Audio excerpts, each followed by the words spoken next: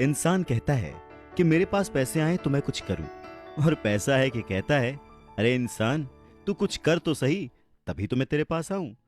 इस किताब के इंट्रोडक्शन में मैं कुछ और बात कहूं, उससे पहले मुझे डॉक्टर एड कोकेन की एक बात याद आती है। लिखते हैं कि रिच डैड पुअर डैड अमीरी का शॉर्टकट नहीं बताती, ये सिखाती है कि आप पैसे की समझ कैसे विकसित करें, किस तरह से अपने पैसे की जिम्मेदारी निभाएं, और उसके बाद किस तरह से अमीर बने। तो चलिए शुरू करते हैं। दोस्तों, जब भी बात जिम्मेदारी की आती है तो नाम याद आता है उस शख्स का जिसने जिंदगी में कितनी भी ठोकरें खाई हों, कितना भी दुखी रहा हो, पर हमारे हिस्से के गम लिए और अपने हिस्से की खुशी हमें दे दी। पिता। जेब खाली हो फिर भी मैंने उन्हें मना करते नहीं देखा। जेब खाली हो फिर भी मैंने उन्हें मना करते नहीं देखा। अरे मैंने अपने पिता से ज्यादा अमीर इस दुनिया में कोई इंसान नहीं देखा। रॉबर्ट टी कियासाकी ने उसी पिता को ध्यान में रखते हुए, उन्हें main character of the story बनाते हुए, हमें लाइफ के, आज की जिंदगी के, आज की लाइफ के सबसे इंपॉर्टेंट लेसन को पढ़ाने की कोशिश की है, विच इज पैसा। जी हाँ, हम बचपन से लेकर जवानी तक सिर्फ मार्क्स के पीछे भागते रहते हैं। हमारा जो एजुकेशन का पैटर्न है, पढ़ाई का तरीका है, हम बचपन से सिर्फ यही सुनते आए हैं कि पढ़ो पढ़ो पढ़ो और पढ़ो, और एक लेवल तक पहुंचने के बाद, एक एज तक पहुंचने के बाद डिसाइड करो कि अब क्या करना है।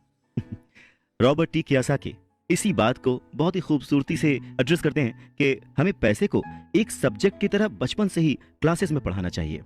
अगर आज पढ़ाई का मतलब, जिंदगी में सफल होने का मतलब ज्यादा पैसे कमाने से है, तो क्यों ना उस पैसे को सही ढंग से मैनेज करने का गुण हमें बचपन से मिले। स्कूल्स 6 घंटे के 8 घंटे के होते हैं, पर बाकी जो वक्त है वो घर पे बीतता है। तो कहीं ना कहीं स्कूल हो या घर हो, बच्चे को बचपन से ही पैसे की अहमियत, उसकी इंपॉर्टेंस, उसकी मैनेजमेंट के बारे में अगर पढ़ाया जाए तो इसमें कोई भी गलत बात नहीं है। मुझे लगता है कि ये बात कहीं ना कहीं मिसिंग थी।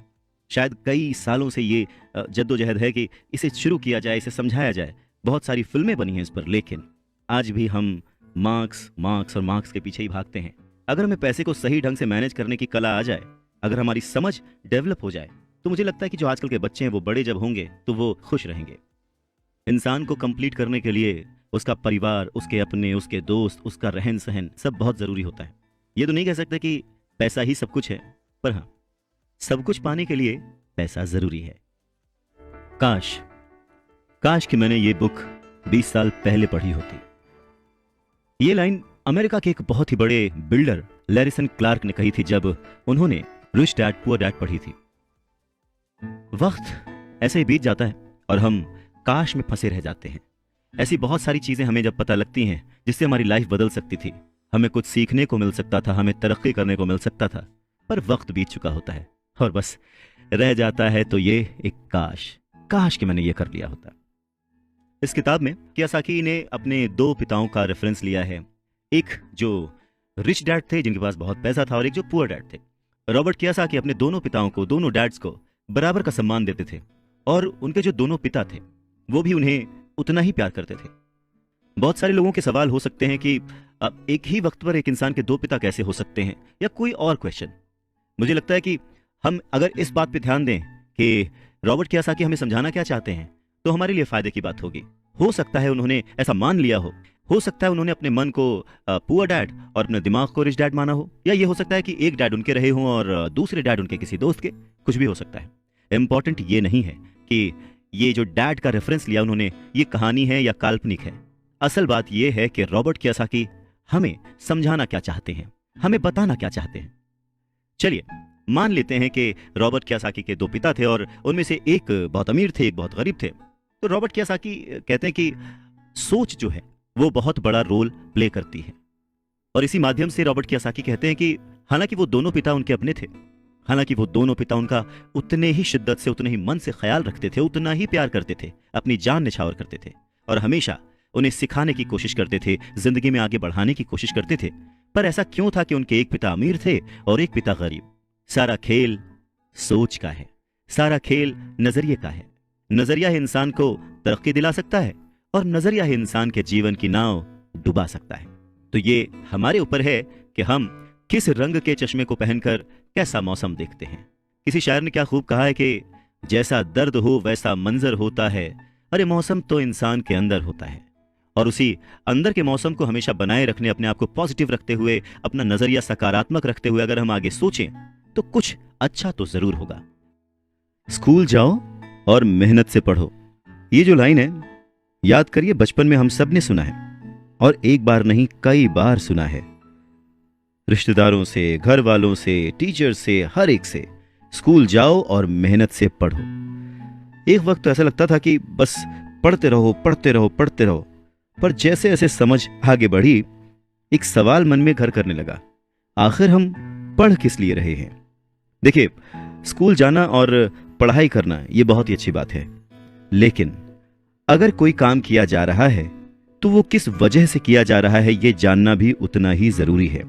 अपनी पढ़ाई पूरी करने के बाद हम सबसे पहले जॉब ही ढूंढते हैं ना, ये सोचकर कि जॉब मिलने पर हमारी सारी प्रॉब्लम्स दूर हो जाएंगी, पैसे मिल जाएंगे, हम घर बना लेंगे, गाड़ी खरीद लेंगे और जो भी जरूरतें हैं पैसे से जुड़ी हुई वो सब पूरी कर लेंगे। पर ऐसा होता नहीं है। बहुत सारे लोग अच्छी जॉब और बहुत ही अच्छी सैलरी होने के बावजूद खुश नहीं होते। वो अपनी जरूरतें पूरी नहीं कर पाते, बहुत ही मुश्किल से घर का खर्च चला पाते हैं, पर वो लगे रहते हैं इस उम्मीद में कि शायद अगले साल फिर से इंक्रीमेंट होगा, पैसे बढ़ेंगे और उन पैसों से हम अपनी जो जरूरतें हैं जो पूरी नहीं कर पाए हैं उन्हें पूरी कर लेंगे। और वो और ज्यादा मेहनत करते हैं प्रमोशन पाने के लिए। पर वक्त के साथ साथ हमारी जरूरतें और हमारा लालच बढ़ने लगता है। पहले तो पैसे के बिना रहने के डर से हम बहुत मेहनत करने लग जाते हैं और उसके बाद जब हमें सैलरी मिलने लगती है तो हमें लालच और ज्यादा पाने की इच्छा जाग जाती है और चूहे बिल्ली के इसी खेल में हमारी जिंदगी का भी एक पैटर्न बन जाता है। ज्यादा मेहनत करो, ज्यादा पैसे कमाओ, ज्यादा पैसे कमाओ, घर का खर्च चलाओ, पैसे खत्म, फिर ज्यादा मेहनत करो और ये जो विशेष सर्कल है ये चलता रहता है और इसी सर्कल में हम गोल गोल गोल गोल घूमते रहते हैं। अगर हमारे पास ज्यादा पैसे आ भी जाएं तो भी हमें इस विशेष सर्कल में घूमने की आदत पड़ जाती है। हमें डर और लालच पर काबू पाना सीखना बहुत जरूरी है, क्योंकि अगर हम अमीर बन भी गए तो इन आदतों की वजह से हम हमेशा डर के साए में रहेंगे और अपनी जिंदगी को एंजॉय नहीं कर पाएंगे। पहले के जमाने में शिक्षा एक जरिया थी लोगों की पर्सनैलिटी डेवलप करने का और आसपास के हर विषय में उन्हें जानकारी देने का। पर वक्त के साथ साथ पढ़ाई का लक्ष्य, उसका गोल बदल गया। पढ़ाई का मकसद रह गया बड़े होकर अपनी जीविका चलाना, ब्रेड एंड बटर कमाना। और इसमें कुछ गलत भी नहीं है। वक्त के साथ चीजें बदलना बहुत जरूरी है, क्योंकि जो चीज वक्त के साथ नहीं बदलती वो या तो हमारी खुशियां छीनती है या फिर समाज को बहुत ही पीछे ले जाती है। रॉबर्ट टी कियोसाकी ने इस बहुत ही अहम मुद्दे को यहां पर उठाया है अपने book rich dad poor dad में। क्या खूब कहा है कि बचपन से ही अगर हम बच्चे को मनी को एज अ सब्जेक्ट बच्चों को पढ़ाना शुरू करें, उन्हें यह समझाना शुरू करें कि उसे कैसे मैनेज किया जाए, तो बड़े होने पर बच्चों की बहुत सारी प्रॉब्लम्स अपने आप ही सॉल्व हो जाएंगी। बच्चा खुद उन्हें सॉल्व करने की क्षमता रखेगा। पर कहीं ना कहीं रॉबर्ट टी कियोसाकी ने इस बात का पूरा ध्यान रखा है कि पैसे को रिश्तों के ऊपर न रखा जाए। तभी तो उन्होंने इस विषय को रिश्तों के माध्यम से ही समझाने की कोशिश की है। रॉबर्ट टी कियोसाकी के पहले जो डैडी थे वो हमेशा ये कहते थे कि मैं इसे कैसे खरीद सकता हूं। वहीं जो उसके दूसरे डैडी थे वो कहते थे मैं इसे क्यों नहीं खरीद सकता हूं। दोनों की सोच में अंतर था, दोनों के शब्दों में अंतर था। यानी कि जिसे हम जिंदगी में पाना चाहते हैं, जिसे संभालना चाहते हैं, जैसे कि पैसा, तो उसके बारे में अगर बचपन से जाना जाए तो क्या यह सही नहीं होगा? आज जिस तरह से पढ़ाई की जाती है, बच्चा ग्रेजुएट होकर सोचता है कि अब मैं कौन सी नौकरी करूंगा। क्या यह सही नहीं है कि थोड़ा और पहले से बच्चे को इस विषय के बारे में और अच्छे से और डीपली पढ़ाया जाए, समझाया जाए? ये तो वही बात हो गई, जाना था जापान, पहुंच गए चीन। यानी कमाना था पैसे, पर जब तक इसकी समझ आई तब तक बहुत देर हो चुकी थी। यानी कि हमें सबसे पहले यह समझने की जरूरत है कि हम खुद एक्सेप्ट करें कि हम इसे कैसे पा सकते हैं, इसे कैसे संभाल सकते हैं, और वही सही शिक्षा हम अपने आने वाली पीढ़ी को भी दे सकते हैं। यह कितना सच है ना कि अगर हमें किसी मंजिल की ओर बढ़ना है तो हमें उसी दिशा की ओर रास्ता तय करना पड़ेगा, सफर करना पड़ेगा, मुश्किलों से जूझना पड़ेगा, और तब कहीं जाकर उस मंजिल को हम पा सकते हैं। धन संबंधी जो शिक्षा है उसके बारे में भी कुछ ऐसा ही है। धन कमाना एक अलग बात है, पर उस धन को सही ढंग से संभालना एक अलग कला है। पैसा एक तरह की ताकत है, पर इससे भी बड़ी ताकत है उसे संभाल कर रखने की समझ। पैसा तो आता और जाता रहता है, पर अगर आप ये जानते हैं कि पैसा किस तरह से काम करता है तो आप ज्यादा ताकतवर हो जाते हैं और आप दौलत कमाना शुरू भी कर देते हैं। देखिए, केवल सकारात्मक सोच से ही समस्या हल नहीं होती है। हाँ, ये जरूर है कि सकारात्मक सोच आपको उस दिशा की ओर बढ़ने की हिम्मत देती है। देखिए ना, ज्यादातर लोग स्कूल में पढ़ते हैं और वहां पर वो कभी ये नहीं सीख पाते कि पैसा काम किस तरह से करता है, इसीलिए वो पैसे के लिए काम करने में अपनी पूरी जिंदगी बर्बाद कर देते हैं। रॉबर्ट टी कियोसाकी कहते हैं कि उनकी ये पैसे से जुड़ी हुई शिक्षा, वित्तीय शिक्षा, जब वो केवल 9 साल के थे तभी शुरू हो गई थी। पर सबसे जरूरी बात यह थी कि उन्होंने जो पहला कदम उठाया था, ये निर्णय लिया था कि उन्हें किसकी बात सुननी है, अपने पुअर डैड की, जो कि बहुत ही पढ़े लिखे हैं पर पैसे को अहमियत नहीं देते, या फिर रिच डैड की बात, जो कि उन्हें उतना ही प्यार करते थे जितना कि उनके पुअर डैड। पर उन्होंने पैसे को कभी छोटा नहीं समझा, और क्योंकि रॉबर्ट टी कियोसाकी सिर्फ 9 साल के थे तो उनके रिच डैड ने बहुत ही आसान शब्दों में उन्हें वो लेसन्स पढ़ाए, पैसों के बारे में वो लेसन्स सिखाए। जी हाँ, हम किससे सीख रहे हैं, किसकी बात मान रहे हैं और किसे अपना मार्गदर्शक चुन रहे हैं, ये बहुत जरूरी है। क्योंकि जो हमें गाइड कर रहा है, अगर उसका नजरिया ही अलग है तो वो आपको सही मंजिल की ओर नहीं पहुंचा पाएगा। रॉबर्ट टी कियोसाकी के दोनों ही डैड्स, रिच डैड और पुअर डैड, उन्हें उतना ही प्यार करते थे, पर सिर्फ नजरिए की वजह से रॉबर्ट टी कियोसाकी ने अपने रिच डैड की बात सुनना प्रेफर किया। रॉबर्ट टी कियोसाकी कहते हैं कि जब तक उनके रिच डैड रहे, उन्होंने पूरे लाइफ में सिर्फ 6 ही लेसन उन्हें सिखाए, और ये 6 लेसन उन्होंने अपनी book rich dad poor dad में लिखी है, जो कि एक बच्चा भी समझ सकता है। सबक नंबर 1, अमीर लोग पैसे के लिए काम नहीं करते। सबक नंबर 2, पैसे की समझ क्यों सिखाई जानी चाहिए। सबक नंबर 3, अपने काम पर ध्यान दो और अपने काम से काम रखो। सबक नंबर 4, टैक्स क्या है उसे समझो और कॉरपोरेशंस की ताकत। सबक नंबर 5, अमीर लोग पैसे को जन्म देते हैं। सबक नंबर 6, पैसे कमाने के लिए काम ना करें, सीखने के लिए काम करें। अमीर लोग पैसे के लिए काम नहीं करते। रॉबर्ट टी कियोसाकी एक कहानी का जिक्र करते हैं। कहते हैं कि जब वो छोटे थे तो उन्होंने अपने डैडी से पूछा कि डैडी, क्या आप बता सकते हैं कि अमीर कैसे बना जाए। ये सुनकर उनके पुअर डैडी, जो कि एक स्कूल में पढ़ाते थे, उन्होंने कहा कि बेटे, तुम अमीर क्यों बनना चाहते हो। इस पर कियोसाकी कहते हैं कि कुछ बच्चों ने और उनके पेरेंट्स ने उन्हें गरीब कहा। यह सुनकर उनके पुअर डैड सोच में पड़ जाते हैं और फिर उसके बाद उनसे कहते हैं, देखो, अगर तुम अमीर बनना चाहते हो तो तुम्हें पैसे बनाना सीखना चाहिए। इस पर कियोसाकी ने अपने डैड से पूछा, मैं पैसे बनाना किस तरह से सीख सकता हूं। तो डैड ने जवाब दिया, अपने दिमाग से। और उसके बाद वो अपना चश्मा पहनकर अपना अखबार पढ़ने लग गए, जिसका मतलब ये था कि अब इससे ज्यादा मुझसे और कोई सवाल मत पूछना, क्योंकि मुझे इसके बारे में कुछ नहीं पता।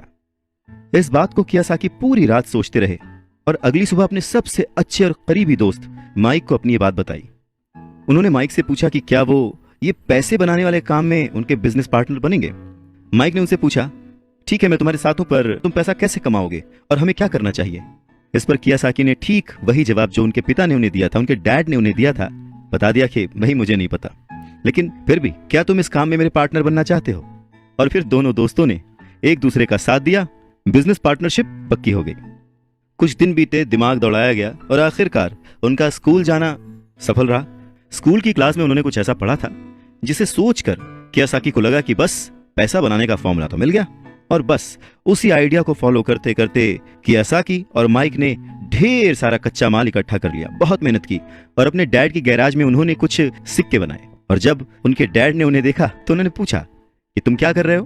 तब कियोसाकी का जवाब था, जैसा आपने कहा था, पैसे बना रहा हूं। तब उनके जो पुअर डैड थे, उन्होंने कियोसाकी को कहा कि आओ, मुझे तुमसे बात करनी है। कियोसाकी और माइक वहां सीढ़ियों पर बैठ गए। साथ में कियोसाकी के डैड और माइक के डैड, जो कि रिच थे, वो भी बैठ गए। यहां पे मैं आपको बताना चाहता हूं कि इस पूरी कहानी में जो कियोसाकी ने अपने रिच डैड को रेफर किया है, वो दरअसल माइक के पिता थे।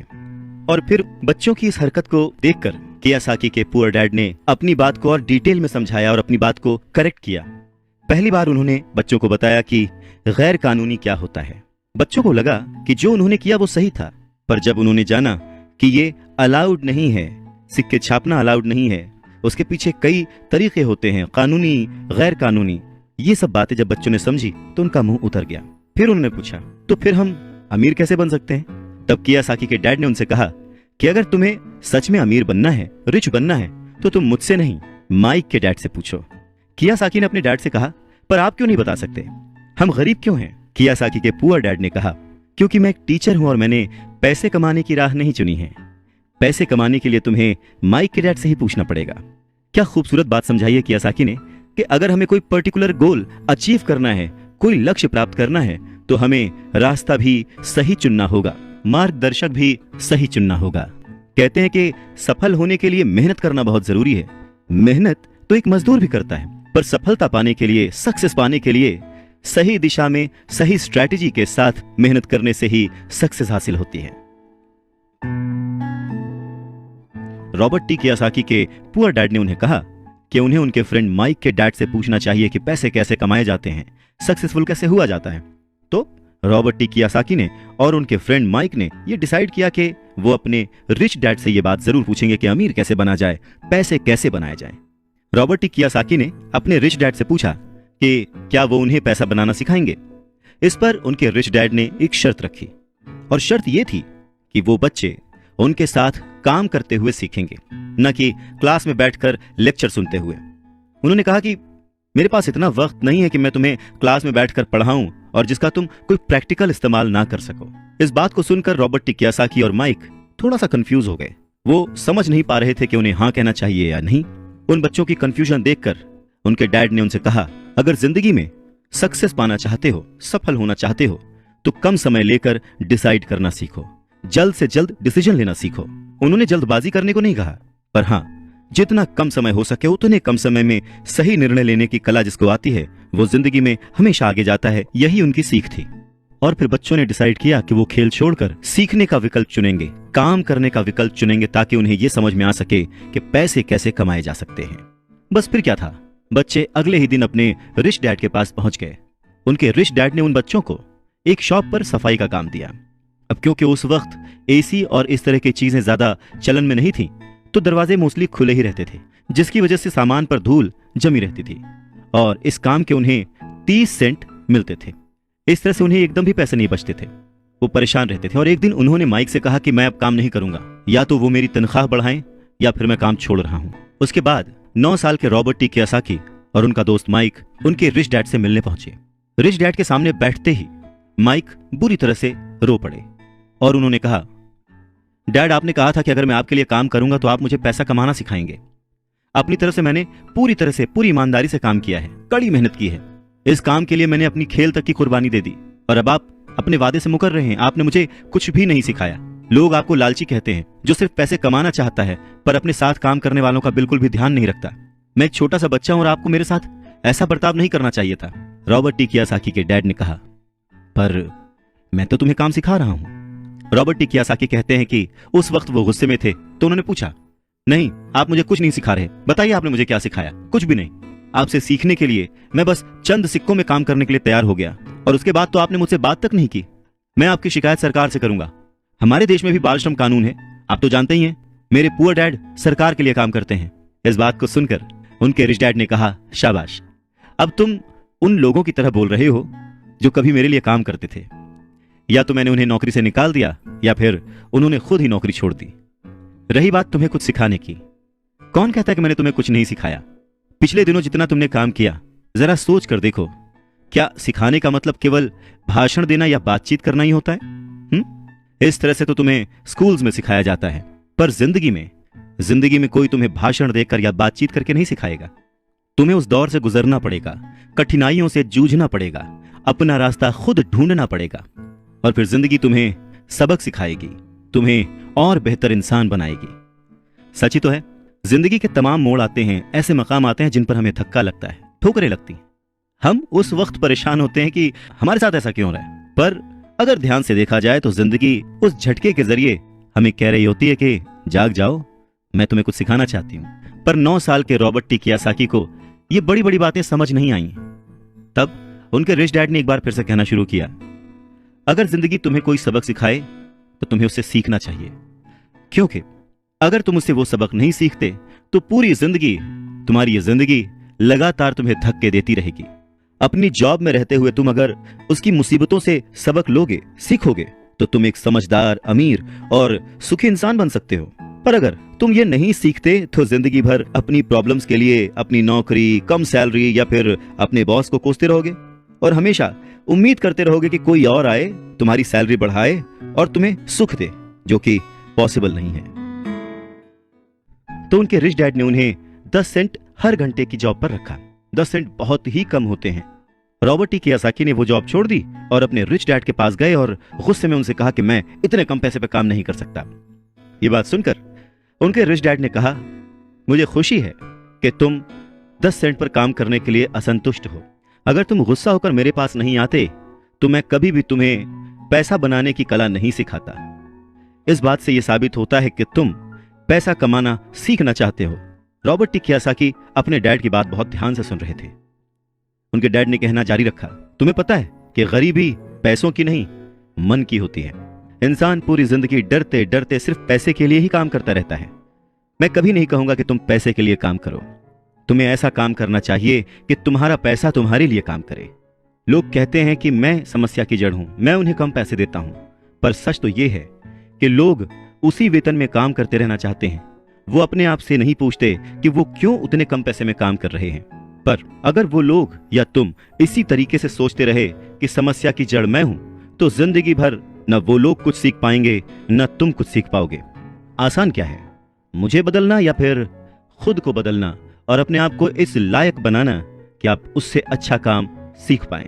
अगर तुम पैसे के लिए काम करना सीखना चाहते हो तो स्कूल में ही रहो। यह सीखने के लिए उससे बढ़िया जगह कोई और है नहीं।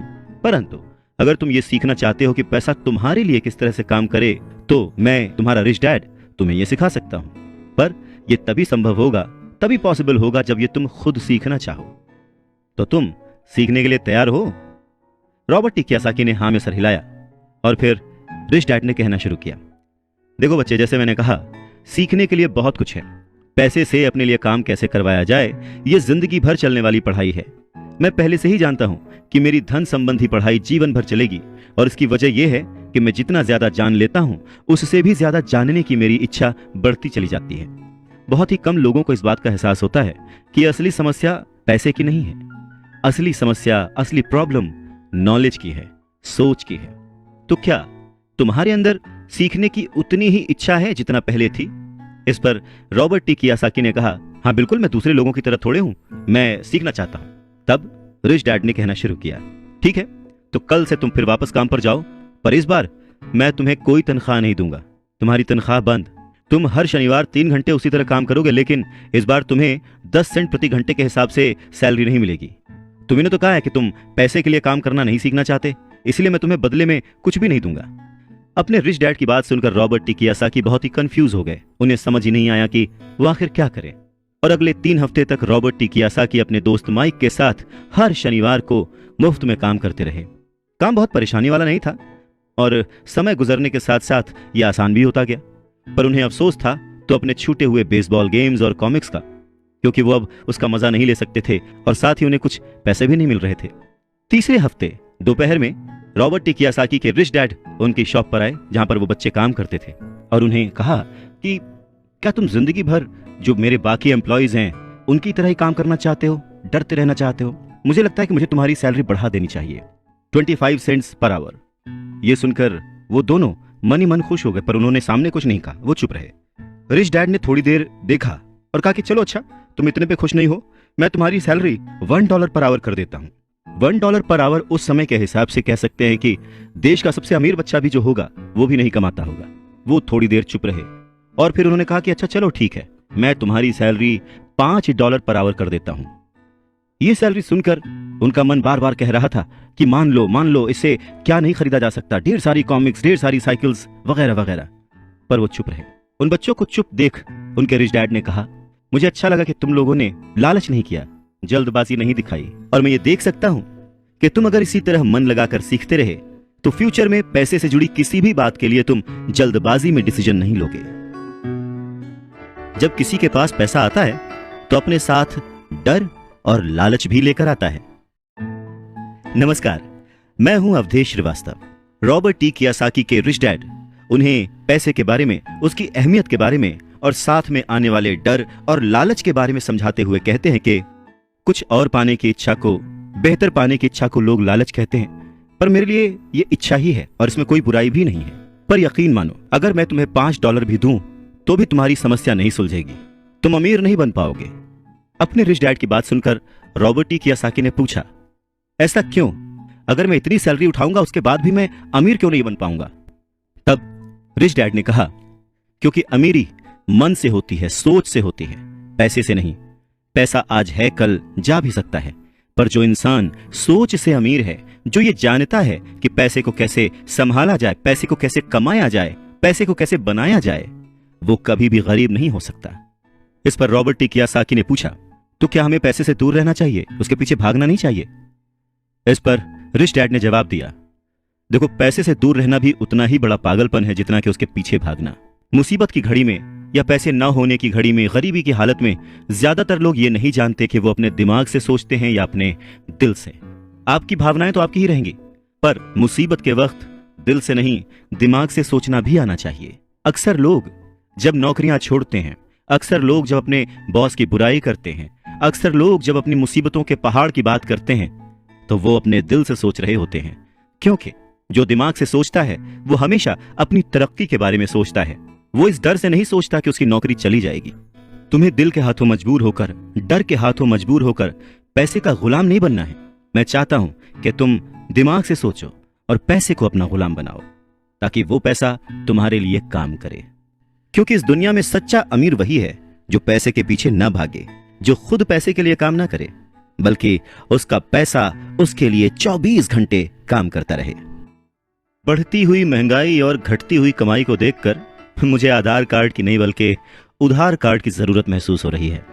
सच में रॉबर्ट टी कियोसाकी की यह बुक तब भी उतनी ही प्रासंगिक थी, उतनी ही रिलेवेंट थी जितनी कि आज। महंगाई हमेशा बढ़ती आई है, चीजें महंगी होती आई हैं, दाम बढ़ते आए हैं। उसके पीछे का कारण, उसके पीछे की सोच क्या है और ये महंगाई है क्या, कैसे बढ़ती है, इसके बारे में रॉबर्ट टी कियोसाकी के रिच डैड बहुत अच्छे से समझाते हैं। वो कहते हैं कि जितना ज्यादा हम पैसे कमाते हैं उतना ही ज्यादा उसके खोने का डर हमारे अंदर बढ़ता जाता है।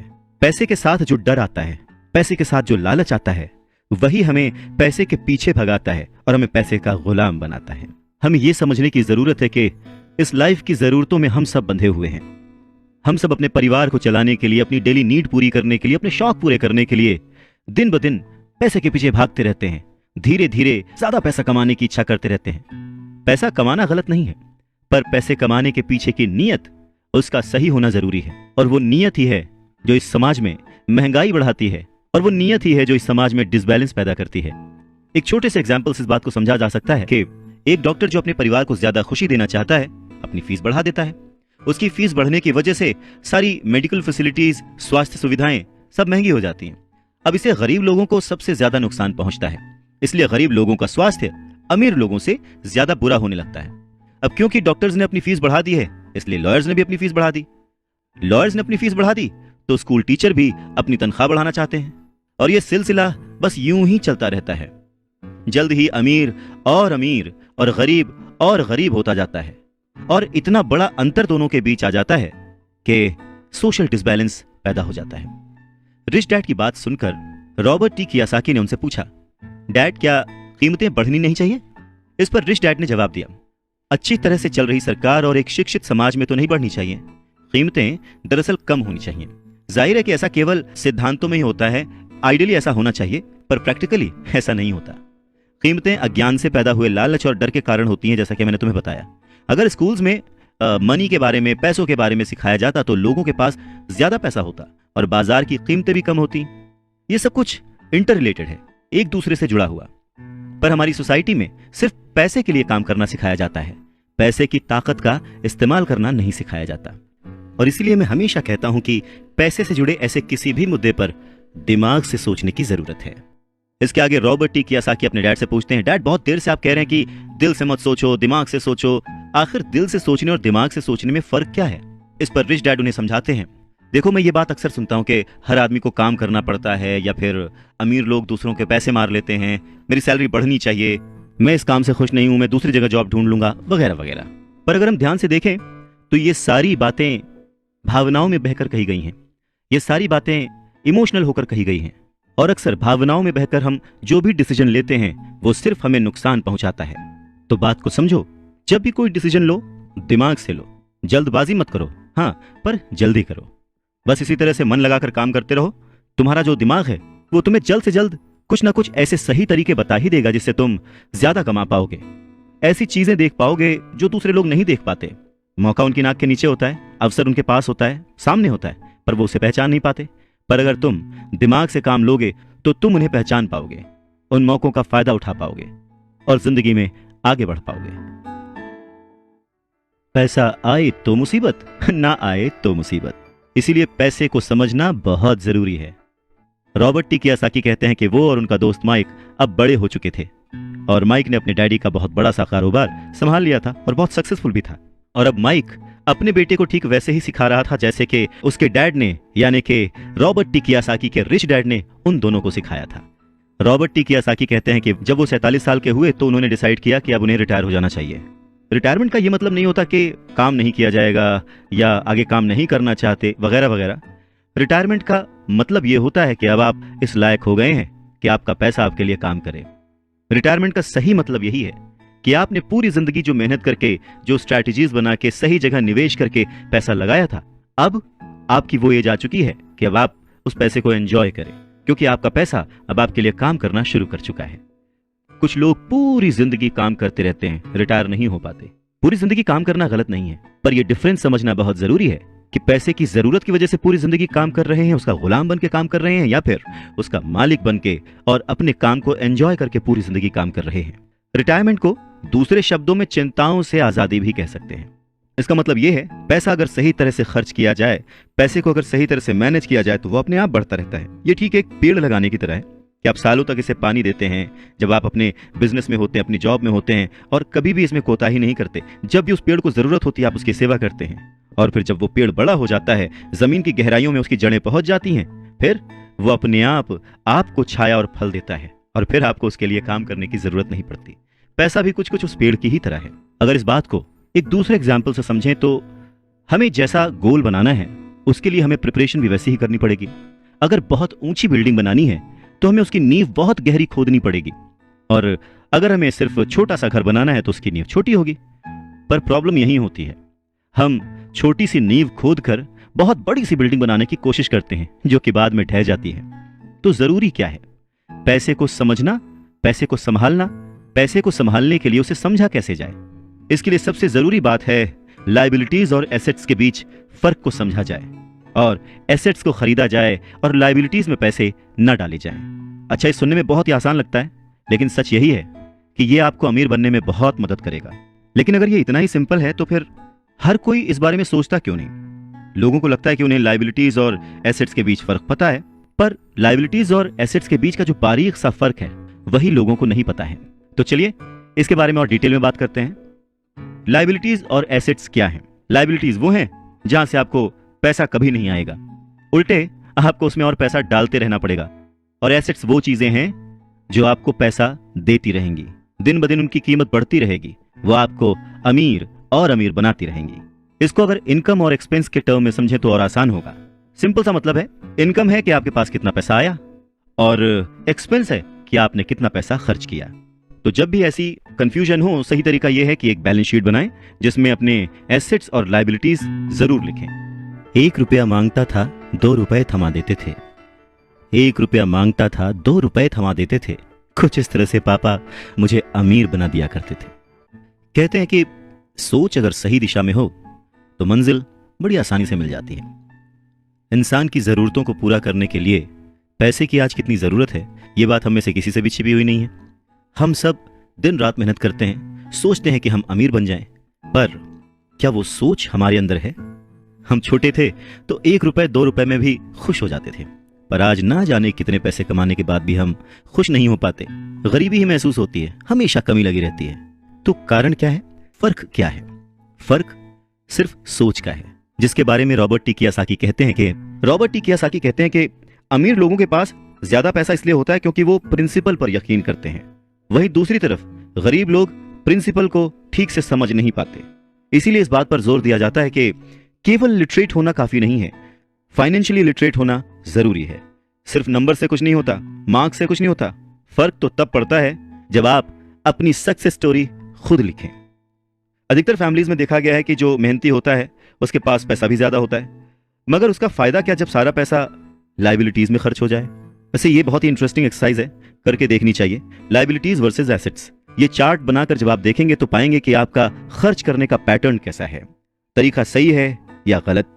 और तब आप ये भी नोटिस कर पाएंगे कि आपका ज्यादा खर्च किस तरफ हो रहा है, लाइबिलिटीज की तरफ या एसेट्स की तरफ, और आपको अपने खर्च पर कितना कंट्रोल करने की जरूरत है। तो इस पूरी बात को अगर आसान शब्दों में समझा जाए तो वो ये कि अपना पैसा कैसे खर्चें, बस यही मुद्दे की बात है और कुछ नहीं। अच्छा, एक और जरूरी बात है, पुराने समय में अगर देखा जाए तो लोगों के गोल होते थे, हम डॉक्टर बनेंगे, लॉयर बनेंगे, ये सारे प्रोफेशंस हैं, पर इनका अमीरी से कोई कनेक्शन नहीं है। पर सोच यही थी कि हम डॉक्टर बनेंगे तो बहुत पैसा कमाएंगे, लॉयर बनेंगे तो बहुत पैसा कमाएंगे, बैरिस्टर बनेंगे तो बहुत पैसा कमाएंगे। इस सोच की जड़ ही गलत है। पुराने जमाने के कई लोग आज डॉक्टर, इंजीनियर या जो कुछ भी वो बनना चाहते थे बन चुके हैं, पर आज भी वो पैसे के लिए स्ट्रगल कर रहे हैं। क्यों? क्योंकि वो उनकी नींव ही अलग थी। आज दौर बदल चुका है, बच्चे एथलीट बनना चाहते हैं, स्पोर्ट्स पर्सन बनना चाहते हैं, स्टार बनना चाहते हैं, क्योंकि उन्हें पता है कि सिर्फ अच्छी पढ़ाई और अच्छे ग्रेड्स के भरोसे बैठकर वो अपने करियर में सक्सेस नहीं पा सकते। आज वक्त बदल चुका है। आज के ज़माने में सभी वर्किंग हैं, हस्बैंड वाइफ वर्किंग हैं, दोनों कमाते हैं और सोचते हैं कि हम दोनों मिलकर ज़्यादा पैसे कमाएंगे और हम ज़्यादा अमीर हो जाएंगे। और सबका ध्यान सिर्फ अपने अपने करियर पे ही होता है। कमाई बढ़ने लगती है, पर जाहिर है कि उसी के साथ साथ खर्चे भी बढ़ने लगते हैं। कहने का मतलब ये कि बिना फाइनेंशियली लिटरेट हुए आप कितने भी पैसे कमा लें, वो खर्च हो जाएंगे, वो आपकी लाइबिलिटीज में चले जाएंगे, और ये एक ऐसा चक्कर है जो फिर चलता ही रहता है। और उसके बाद सभी ये सोचते हैं कि इस मुसीबत से बाहर कैसे निकला जाए। दरअसल लोगों को लगता है कि ज्यादा पैसे कमाने से आदमी अमीर हो जाता है, पर रॉबर्ट टी कियोसाकी कहते हैं कि अमीरी एक सोच है। अमीरी अपने पैसे को सही जगह खर्च करने की समझ है। अमीरी पैसे के पीछे ना भागने की सोच है। अमीरी रिटायरमेंट लेते समय ना डरने की सोच है। अमीरी तब है जब आपका पैसा आपके लिए काम करे। तो आप जब भी खर्च करें हमेशा ये ध्यान रखें कि पैसा आपको अमीर नहीं बनाता। उसे सही जगह पे इन्वेस्ट करना, उसे सही से संभाल कर रखना, या कई बार उसे गलत जगह पर खर्च ना करना भी आपको अमीर ही बनाता है। कहने का मतलब ये कि अमीरी क्या है? अमीरी वो नहीं कि आप कितना पैसा कमा पाते हैं, अमीरी तो वो है कि आप कितना पैसा बचा पाते हैं। आप ठहर जाएंगे तो चलेगा, आपकी सोच नहीं ठहरनी चाहिए, क्योंकि अगर सोच ठहर गई तो जिंदगी बिना किसी सोच के गुजर जाएगी। बात सन 1947 की है। दुनिया की सबसे बड़ी फूड चेन मैकडोनल्ड के फाउंडर रे क्रॉक ने एक MBA क्लास में स्पीच दी। बहुत ही शानदार स्पीच, लोगों ने बहुत तालियां बजाई, खुश हुए। स्पीच के बाद MBA के स्टूडेंट्स ने उनके साथ वक्त बिताना चाहा, उनसे रिक्वेस्ट की कि सर थोड़ा टाइम हमारे लिए स्पेयर कर लें। बातों बातों में रे क्रॉक ने अचानक एक सवाल किया, क्या आप लोग जानते हैं कि मैं किस बिजनेस में हूं? अब क्योंकि वो मैगडी को रिप्रेजेंट कर रहे थे तो सभी जानते थे कि भाई आप हैमबर्गर बेचते हैं, फूड बिजनेस में हैं, तो बच्चों ने वही जवाब दिया। इस बात पर रे हंसने लगे। उनका असली बिजनेस तो रियल एस्टेट का है, क्योंकि मैगडी के लिए हर लोकेशन का चुनाव बहुत ही सोच समझकर और रेकी करके किया जाता है। जहां उनकी फ्रेंचाइजी बनाई जाती है वो जमीन भी साथ ही बेची जाती थी। तो इसका सीधा मतलब यह था कि फ्रेंचाइजी खरीदने वाले उस वक्त वो जमीन भी खरीदते थे।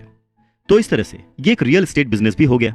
और ठीक यही सबक रॉबर्ट टी कियोसाकी के रिच डैड ने उन्हें सिखाया कि अक्सर लोग खुद के लिए छोड़कर बाकी सब के लिए काम करते हैं। वो टैक्स पे करके गवर्नमेंट के लिए काम करते हैं, उस कंपनी के लिए काम करते हैं जहां वो नौकरी करते हैं, बैंक का मॉर्गेज देकर उसके लिए काम करते हैं। और ये सब इसलिए क्योंकि हमारा एजुकेशन सिस्टम ही ऐसा है। स्कूल हमें एम्प्लॉय बनना सिखाता है, एम्प्लॉयर नहीं। जो आप पढ़ते हैं बस वही आप बनते हैं, इसलिए हमेशा सही पढ़ें। अगर आपने साइंस पढ़ी तो डॉक्टर बनेंगे, मैथमेटिक्स पढ़ी तो इंजीनियर बनेंगे, मतलब आपने जो पढ़ा वही आप बने। अब मुसीबत यह है कि इससे छात्रों का कोई भला नहीं हो पाता, क्योंकि वो नौकरी और बिजनेस के बीच के फर्क में उलझ कर रह जाते हैं। जब कोई पूछता है कि आपका बिजनेस क्या है तो आपको यह नहीं बोलना चाहिए कि मैं तो एक डॉक्टर हूं या एक बैंकर हूं, क्योंकि वो आपका प्रोफेशन है, बिजनेस नहीं। वो प्रोफेशन है जिससे आप लोगों की सेवा करते हैं, वो प्रोफेशन है जिससे आप अपना घर चलाते हैं। अमीर बनने के लिए प्रोफेशन नहीं, बिजनेस की जरूरत है। कहने का मतलब है कि आप जो कुछ भी करते हैं उसे अपना बिजनेस बनाइए, नौकरी नहीं। अपनी सारी उम्र दूसरों के लिए काम करके उन्हें अमीर करने में बर्बाद ना करें, बल्कि खुद की जिंदगी को खुशहाल करने के लिए खुद काम करें। बहुत से लोगों को इस बात का एहसास बहुत देर में होता है कि जो उनका हाउस लोन है उनकी जान ले रहा है, और फिर उन्हें लगता है कि जिसे वो एसेट मानते थे वो दरअसल उनकी लायबिलिटी बन गया। जैसे उन्होंने कार ली तो उससे जुड़े तमाम खर्चे उनकी लायबिलिटीज बन गए। उन्हें पूरा करने के लिए नौकरी जरूरी है, और अगर कभी वो सेफ जॉब उनके हाथों से निकल गई तो फिर उनकी मुसीबतें शुरू। इसीलिए हमें अपने सेविंग्स पर, अपनी बचत पर, अपने एसेट्स पर इतना ज्यादा ध्यान देना चाहिए। हम कितना कमा रहे हैं उससे ज्यादा हम कितना सेव कर रहे हैं उस पर ध्यान देना चाहिए। और फाइनेंशियली सिक्योर होने का यही एक सिंपल तरीका है। आप कितने अमीर हैं ये जानने का सही तरीका नेटवर्थ इसलिए नहीं है क्योंकि जब भी आप अपने एसेट्स बेचते हैं तो उन पर भी टैक्स लगता है। आपको उतना पैसा नहीं मिलता जितना कि आप सोचते हैं। तो आपकी बैलेंस शीट के हिसाब से आपको जितना भी पैसा मिलेगा उस पर भी आपको टैक्स देना पड़ेगा। अब इसका मतलब क्या हुआ कि क्या सब कुछ छोड़ दें, जो कर रहे हैं वो सब छोड़ दें, नौकरी ना करें? नहीं, रॉबर्ट टी कियोसाकी ये बिल्कुल नहीं कहते कि जो कुछ आप कर रहे हैं उसे छोड़ दें, जो नौकरी कर रहे हैं उसे छोड़ दें। अपनी नौकरी करते रहिए पर साथ ही एसेट्स भी जमा करते रहिए। और एसेट्स से उनका मतलब है सही और असली मायने में एसेट्स। वो ये नहीं कहते कि आप कोई कार खरीद लीजिए, क्योंकि कार एसेट नहीं है, क्योंकि जैसे ही आप उसे सड़क पर उतारेंगे उसका रेट घट जाएगा, उसकी कीमत घट जाएगी। जितना हो सके खर्चे में कटौती करिए और लायबिलिटीज को घटाइए। तो बड़ा सवाल यह आता है कि किस तरह के एसेट्स खरीदे जाने चाहिए। कुछ एग्जाम्पल्स इस तरह से समझे जा सकते हैं कि ऐसा कोई बिजनेस करें जहां आपकी मौजूदगी जरूरी ना हो। मतलब अगर आप वहां पे ना भी रहें तो आपका काम चलता रहे, दूसरे लोग आपके लिए काम करते रहें और बस वही आपका बिजनेस है। दूसरा, आप कह सकते हैं कि रियल एस्टेट में पैसे लगा सकते हैं, आप लैंड खरीद सकते हैं, स्टॉक और बॉन्ड खरीद सकते हैं। आजकल बहुत सारी पॉलिसीज आ गई हैं, उन्हें समझें और फिर उसमें इन्वेस्ट करें। जब एसेट्स खरीदें तो अपनी पसंद की चीजों पर पैसा लगाएं, क्योंकि आपका मन होगा तभी आप उसमें ध्यान दे पाएंगे। अगर उसमें आपकी रुचि नहीं होगी ना तो आप उसे बेहतर समझ नहीं पाएंगे। रॉबर्ट टी कियोसाकी को रियल एस्टेट और स्टॉक्स में रुचि थी, खासकर छोटी कंपनियों में इन्वेस्ट करने की। तो उन्होंने अपने रिच डैड की सलाह पर अपनी नौकरी कभी नहीं छोड़ी। वो जॉब करते रहे, साथ ही अपने एसेट कॉलम को बड़ा और मजबूत बनाते रहे। उन्होंने अपना कमाया हुआ एक एक पैसा बेकार खर्च नहीं किया, उसे सेव किया। वो हमेशा ये मानकर चलते रहे कि इस पैसे की उन्हें जरूरत नहीं है, वो उसके मालिक हैं, गुलाम नहीं है। अगर आपको लगता है कि आप लग्जूरियस लाइफ जीना चाहते हैं, लग्जरी खरीदना चाहते हैं, शौक से खरीदिए, कोई बड़ी बात नहीं है। पर जैसे ही आपको ये विचार आए, ये भी जरूर सोचिए कि अमीर और गरीब में बस यही फर्क है। जहां पर मिडिल क्लास आदमी या गरीब आदमी पैसा आते ही पहले लग्जरी में खर्च करता है, वहीं अमीर आदमी उसे सबसे बाद में खरीदता है। तो यही सीक्रेट है अमीरों के और अमीर होने का और गरीबों की बढ़ती गरीबी का। संपत्ति वो है जो हमें पैसे कमा के देती है, और जिम्मेदारी, दायित्व वो है जो हमसे पैसे खर्च करवाता है। रॉबर्ट टी कियोसाकी कहते हैं कि उनके रिच डैड हमेशा चीजों को सिंपल तरीके से समझने और समझाने में विश्वास रखते थे। उन्होंने बच्चों से कहा कि अकाउंटिंग में अंक यानी नंबर इंपॉर्टेंट नहीं है, इंपॉर्टेंट तो वो बात है जो वो नंबर्स, वो अंक बता रहे हैं। ये ठीक लेटर्स की तरह है या शब्दों की तरह है। जैसे शब्द या वर्ड्स इंपॉर्टेंट नहीं होते, इंपॉर्टेंट वो बात होती है जो वो शब्द कह रहे हैं, जो वो शब्द बताना चाहते हैं। कई लोग पढ़ते हैं परंतु बहुत ज्यादा समझ नहीं पाते। अब ये रीडिंग की एक प्रॉब्लम हो सकती है। जैसे एक छोटा सा एग्जांपल लें कि अगर आपके घर में कभी मोबाइल आया हो या वीसीआर आया हो और उसके साथ एक इंस्ट्रक्शन बुक भी आती है, कभी आपने उस इंस्ट्रक्शन बुक को पढ़ा है? मैं ये गारंटी दे सकता हूं कि बहुत सारे लोगों को उसे पढ़ने के बाद भी कुछ समझ नहीं आएगा और ऐसा लगेगा कि वो दुनिया का सबसे मुश्किल काम है। ठीक वैसे ही अंकों के साथ है। अगर आप अमीर बनना चाहते हैं तो आपको अंकों को पढ़ना और उन्हें समझना आना चाहिए। रॉबर्ट टी कियोसाकी कहते हैं कि अपने रिच डैड से ये बात उन्होंने हजारों बार सुनी थी और ये भी सुना कि अमीर लोग संपत्ति इकट्ठा करते हैं, जबकि गरीब और मध्य वर्गीय यानी मिडिल क्लास लोग दायित्व इकट्ठा करते हैं। तो सवाल यह आता है कि जब कोई नौकरी कर रहा है, अच्छी सैलरी उठा रहा है, फिर भी उसके पास पैसे की तंगी क्यों होती है? रॉबर्ट टी कियोसाकी के रिच डैड कहते हैं कि पैसे की तंगी की असली वजह होती है कि लोग संपत्ति और दायित्व के बीच अंतर नहीं कर पाते। तो वास्तव में अगर आपको अमीर बनना है तो आपको सिर्फ इतना ही जानने की जरूरत है और आप जिंदगी भर संपत्ति खरीदते रहिए। बस इनके बीच के फर्क को न जानने के कारण बहुत सारे लोग जिंदगी भर पैसे की कमी से परेशान रहते हैं। पैसों के लिए आदमी इसलिए परेशान होता रहता है क्योंकि वो ना तो शब्दों को समझ पाता है ना ही अंकों को। जिन लोगों के सामने पैसे की मुश्किलें आ रही हैं उन्हें यह समझ लेना चाहिए कि शब्दों या अंकों में ऐसा कुछ है जिसे वो पढ़ नहीं पा रहे हैं। कोई चीज ठीक से उनकी समझ में नहीं आ रही है। अमीर लोग इसीलिए अमीर होते जाते हैं क्योंकि इस मामले में वो पैसे की तंगी से परेशान लोगों से ज्यादा समझदार होते हैं। तो अगर आप भी अमीर बनना चाहते हैं और अपनी दौलत को बनाए रखना चाहते हैं तो पैसे की साक्षरता और समझदारी बहुत जरूरी है, शब्दों में भी और अंकों में भी। जिंदगी में सिर्फ पैसे कमाकर या पैसे बचाकर आप अमीर नहीं बन सकते। अमीर बनने के लिए आपको अपने अंदर बहुत कुछ बदलना पड़ेगा। अगर कोई लॉटरी में पैसे जीत जाए और उसे वो अपने साथ रख ले, बचा ले, तो क्या वो आपकी निगाह में अमीर है? नहीं, क्योंकि वो पैसा आज नहीं तो कल उसके साथ नहीं रहेगा। अमीरी एक सोच है, एक जीवन शैली है, एक नजरिया है, और आपको हमेशा अमीर बने रहने के लिए अमीरों की तरह ही सोचना पड़ेगा, खुद को इंप्रूव करना पड़ेगा। और इसी बात को रॉबर्ट टी कियोसाकी के रिच डैड एक कहानी के माध्यम से उन्हें समझाते हैं।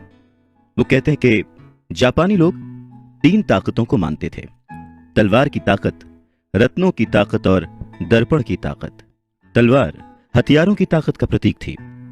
अमेरिका ने हथियारों पर खरबों डॉलर खर्च कर दिए और इसी कारण वो आज विश्व में सबसे ताकतवर देश है। दूसरी ताकत रत्न यानी के पैसे की ताकत का प्रतीक। इस कहावत में कुछ तो सच्चाई होगी। ये स्वर्णिम नियम याद रखो, जिसके पास स्वर्ण है वही नियम बनाता है। तीसरा दर्पण, शीशा, आत्मज्ञान का प्रतीक है। जापानी कहानियों के अनुसार ये आत्मज्ञान बाकी दोनों ताकतों से ऊपर है। गरीब और मध्यम वर्गीय लोग अक्सर ही धन की ताकत से नियंत्रित होते हैं। वो सुबह सुबह उठते हैं और नौकरी करने के लिए भागम भाग मचा देते हैं, बिना खुद से ये पूछे कि क्या ऐसा करना समझदारी है। पैसे की समझ ना होने के कारण ज्यादातर लोग पैसे की डरावनी ताकत को यह इजाजत दे देते हैं कि वो उन्हें काबू में कर ले। पैसा उन्हें कंट्रोल करने लगता है। इस इश्यू को ठीक करने के लिए अगर वो दर्पण की ताकत का इस्तेमाल करते तो वो खुद से यह सवाल जरूर पूछते कि क्या ऐसा करना समझदारी है। बहुत बार हम अपनी अंदरूनी समझदारी पर भरोसा करने के बजाय भीड़ के साथ साथ चलने लगते हैं। कोई काम इसलिए करते हैं क्योंकि बाकी सब भी ऐसा कर रहे हैं। सवाल पूछने के बजाय हम नकल करने लगते हैं। अक्सर नासमझी के कारण वही दोहराने लगते हैं जो हमें सिखाया गया है। और इस तरह के विचार कि आपका घर आपका सबसे बड़ा एसेट है, आपका घर आपका सबसे बड़ा निवेश है, अगर आप ज्यादा कर्ज लेते हैं तो आपको टैक्स में ज्यादा छूट मिलेगी, अच्छी नौकरी, सुरक्षित नौकरी खोजो, गलतियां मत करो, वगैरह वगैरह। तो ऐसी चीजें हम भीड़ की बात सुनकर करने लग जाते हैं, खतरे नहीं उठाते। दूसरी जरूरी बात, ऐसा कहा जाता है कि ज्यादातर लोगों के लिए मौत से भी डरावनी चीज होती है भीड़ के सामने बोलना, उन्हें एड्रेस करना। मनोवैज्ञानिक कहते हैं कि बहुत सारे लोग कॉमन स्टेज पर बोलने से इसलिए डरते हैं क्योंकि उन्हें यह डर होता है कि कहीं उनकी बुराई होगी, लोग उनके ऊपर हंसेंगे, वो अकेले रह जाएंगे, लोग उनसे दूर हो जाएंगे। सबसे अलग होने का डर या अकेले रह जाने का डर ही वो सबसे बड़ा कारण है जिस वजह से बहुत सारे लोग अपनी समस्या, अपनी प्रॉब्लम्स को सॉल्व करने के नए नए तरीके नहीं ढूंढते, बस भीड़ के साथ चलते चले जाते हैं। इसीलिए रॉबर्ट टी कियोसाकी कहते हैं कि उनके रिच डैड की तरह ही उनके पुअर डैड ने भी उन्हें बहुत कुछ सिखाया है। और उनमें से एक जरूरी बात यह थी कि क्यों और किस तरह से जापानी लोग दर्पण की ताकत को, आईने की ताकत को सबसे ज्यादा इंपॉर्टेंस देते थे। क्योंकि जब इंसान आईने में खुद को देखता है तभी उसे सच्चाई का पता चलता है। और ज्यादातर लोग खतरा मत उठाओ इसलिए कहते हैं क्योंकि वो खुद से डरे हुए होते हैं। ये किसी भी चीज के बारे में कहा जा सकता है, जैसे खेल में, रिलेशनशिप्स में, करियर में, पैसों में, वगैरह वगैरह। और सबसे इंपॉर्टेंट बात यह कि आईने में देखकर आप खुद से झूठ बोल सकते हैं क्या? रॉबर्ट टी कियोसाकी इस बात का जिक्र यहां इसलिए करते हैं क्योंकि भीड़ के साथ चलने में और पड़ोसियों की नकल करने में, उनके ऐशो आराम की नकल करने में बहुत सारी दिक्कतें आती हैं। पैसों की समस्या पैदा हो जाती है। वो उनका तरीका है, वो उसे अफोर्ड कर सकते हैं, पर जब हम देखा देखी बिना सोचे समझे नकल करना शुरू कर देते हैं तो हम समस्याओं से घिर जाते हैं। और तब हमें जरूरत होती है आईने की, जो हमें यह बताए हमें क्या करना चाहिए। क्योंकि बेसिक रूल तो वही है, आप पैसे के गुलाम नहीं हैं। ऐसे काम करिए, ऐसे सोचिए, ऐसे बनिए कि पैसा आपका गुलाम हो, वो आपके लिए काम करे। जब भी बाजी लगाइए दिल और दिमाग की, ये जरूर सोचिए कि बात पैसों की है या फिर रिश्तों की। अमीर बनने का मतलब यह नहीं होता कि आप इमोशनलेस हो जाए। अमीर बनने का यह मतलब नहीं होता कि आप अपने रिश्तों को छोड़ दें। अमीर बनने का यह मतलब नहीं होता कि 24 घंटे आप सिर्फ फायदा उठाने की बात सोचें। अमीरी तो एक सोच है। रॉबर्ट टी कियोसाकी बहुत ही खूबसूरत एक अपना इंसिडेंट शेयर करते हैं कि उनके जो पुअर डैड थे, जो कि एक स्कूल में पढ़ाते थे, उन्होंने बहुत मेहनत करके पाई पाई जोड़कर एक घर बनाया था, जिसे वो हमेशा कहते थे कि ये मेरी संपत्ति है। रॉबर्ट टी कियोसाकी जब अपने रिच डैड की संगत में आए तब उन्होंने जाना कि संपत्ति और दायित्व में डिफरेंस क्या है, एसेट और लायबिलिटी में डिफरेंस क्या है। और तब वो हमेशा अपने डैड को बोलते डैड, ये जो आपने लिया है ये आपका एसेट नहीं, ये आपकी लायबिलिटी है। और इस बात पे वो दोनों घंटों बहस किया करते थे। और लायबिलिटी और एसेट के कॉन्सेप्ट को समझाने के लिए वो उन्हें वही सारी बातें एक्सप्लेन करते, जैसे कि एसेट वो होता है जो आपको कमा के देता है, जिस पे आपको और खर्च नहीं करना होता, और लायबिलिटी वो है जिसमें 75 तरह के खर्च होते हैं। हर महीने, हर हफ्ते, हर दिन कुछ ना कुछ आपकी जेब से जा ही रहा होता है। आगे रॉबर्ट टी कियोसाकी कहते हैं कि जब भी लोग उनसे बात बात पर बहस करते हैं कि उनका घर संपत्ति क्यों नहीं है, तो वो जानते हैं कि बहुत से लोग ये बात अपने दिमाग से नहीं, अपने दिल से कह रहे हैं, क्योंकि किसी के लिए भी अपना घर बनाना सबसे बड़ा सपना होता है और इसीलिए वो उसमें अपने पैसे लगाते हैं। अपने घर का मालिक होने से ज्यादा अच्छा कुछ भी महसूस नहीं होता है। पर दिल और दिमाग के बीच लायबिलिटी और एसेट्स के कॉन्सेप्ट को समझाने के लिए रॉबर्ट टी कियोसाकी एक और बात कहते हैं। वो इस तरह समझाते हैं कि मान लीजिए वो और उनकी पत्नी एक बड़ा सा घर खरीदते हैं, तो होगा क्या कि उसमें उनके बहुत सारे पैसे खर्च हो जाएंगे, जो कि शायद फिजूल ही हों। हालांकि बहुत सारे लोग इस बात से अग्री नहीं करेंगे, सहमत नहीं होंगे, क्योंकि घर एक भावनात्मक चीज है, इमोशन है, और इमोशन हमेशा दिमाग पर भारी पड़ता है। जब भी लोग दिल से सोचते हैं तो दिमाग की बातें उन्हें गलत लगती हैं। पर फिर रॉबर्ट टी कियोसाकी आगे एक्सप्लेन करते हैं कि वो सही कैसे हैं और एक घर एसेट क्यों नहीं है। वो कहते हैं कि जब घर की बात आती है तो मैं ये बताना चाहता हूं कि ज्यादातर लोग उस घर की कीमत चुकाने के लिए जिंदगी भर काम करते हैं। ज्यादातर लोग एक घर खरीदने के कुछ सालों बाद दूसरा घर खरीदते हैं, और हर बार पहले मकान के लिए जो कर्ज वो लेते हैं उस पर उनके पास हर बार फिर से 30 साल का नया कर्ज आ जाता है।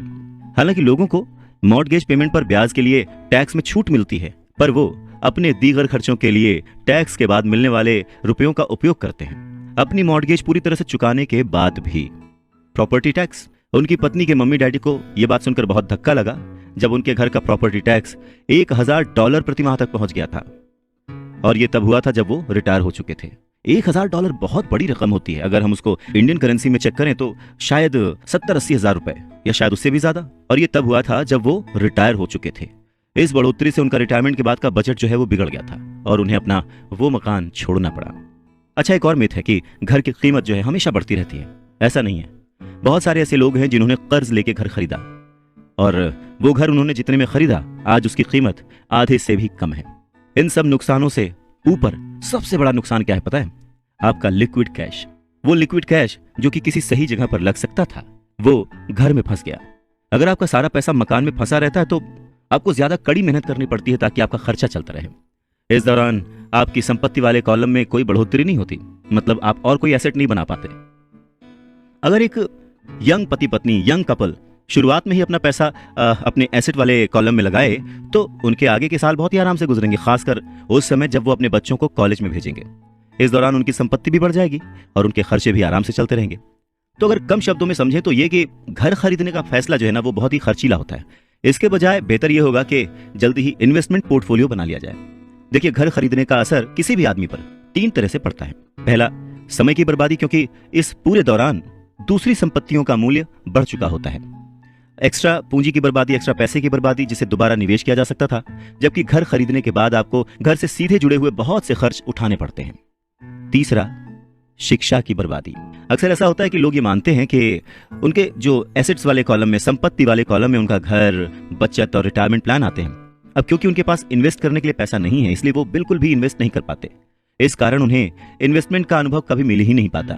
ज्यादातर लोग कभी एक समझदार इन्वेस्टर नहीं बन पाते, और सबसे बढ़िया इन्वेस्टमेंट अक्सर सबसे पहले समझदार इन्वेस्टर्स को बेचे जाते हैं, जो बाद में उन्हें ज्यादा दामों पर सुरक्षित रहने वाले लोगों को बेचते हैं। उन लोगों को बेचते हैं जो रिस्क नहीं उठाना चाहते। तो रॉबर्ट टी कियोसाकी के जो पुअर डैड थे, जो कि बहुत ही पढ़े लिखे थे, उनका फाइनेंशियल स्टेटमेंट चूहा दौड़ में फंसे व्यक्ति का सबसे अच्छा उदाहरण है। नौकरी की, जिंदगी भर पाई पाई इकट्ठा की, घर खरीदा और उस घर का खर्च चलाने के लिए जिंदगी भर मेहनत करते रहे। उनके खर्च हमेशा उनकी आमदनी से ज्यादा होते थे। और यहाँ पर रॉबर्ट टी कियोसाकी एक बात बहुत अच्छे से समझाना चाहते हैं कि अगर आप इंडिपेंडेंट बनना चाहते हैं, अमीर बनना चाहते हैं, तो आपके खर्चे कभी भी आपकी आमदनी से ज्यादा नहीं होने चाहिए। कौन कितना अमीर है, अगर यह जानना है तो समझें कि उसकी कमाई हुई दौलत किसी आदमी की वो योग्यता है जिसके सहारे वो आगे कई दिनों तक जिंदा रह सकता है। यानी अगर वो आज काम करना बंद कर दे तो वो बिना कमाए कितने दिनों तक जिंदा रह सकता है, यही उसकी अमीरी है। रॉबर्ट टी कियोसाकी कहते हैं कि आज की कर्जदार सोसाइटी 2 बातें मानती है। पहली ये कि खुद का एक घर होना चाहिए। दूसरी ये कि अगर सैलरी बढ़ गई है तो फिर एक ज्यादा बड़ा घर खरीद सकते हैं।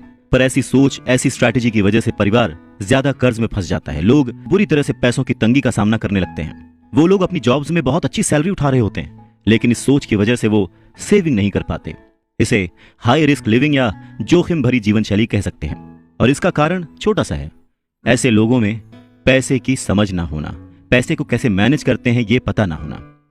90s के दशक में जॉब्स में बहुत ज्यादा गिरावट आई थी, रिसेशन आया था, और तब ये बात पता चली कि जो मिडिल क्लास है वो पैसे के मामले में कितना सुरक्षित है। तब से लेकर आज तक बहुत कुछ बदला है। अच्छी बात यह है कि आज लोग ज्यादा अवेयर्ड हैं। उन्होंने सही जगहों पर इन्वेस्ट करना शुरू कर दिया, और म्यूचुअल फंड में लोगों ने ज्यादा इन्वेस्ट इसलिए किया क्योंकि उन्हें लगता है कि वो ज्यादा सुरक्षित है। औसत म्यूचुअल फंड खरीदने वाले आदमी नौकरी में, टैक्स और मॉर्गेज चुकाने में, अपने बच्चों की कॉलेज की फीस देने के लिए पैसे बचाने में, अपना क्रेडिट कार्ड का हिसाब साफ करने में बहुत ज्यादा बिजी रहते हैं। इतना उनके पास वक्त नहीं होता कि वो ये आर्ट सीख लें कि किस तरह से म्यूचुअल फंड लिया जाए या किस तरह से इन्वेस्ट किया जाए। तो फिर वो क्या करते हैं? फिर वो किसी दूसरे को हायर करते हैं, उसकी काबिलियत पर भरोसा करते हैं, और वो जैसा कहता जाता है वो ऐसा करते जाते हैं। क्योंकि जो पढ़ा लिखा मिडिल क्लास वर्ग है, जो कि पैसे को संभालना नहीं जानता, वो हमेशा यही सोचता है, जोखिम मत उठाओ, सुरक्षित रहो। और असली प्रॉब्लम यही है कि पैसे की समझ न होने के कारण लोग खतरों का सामना करते हैं।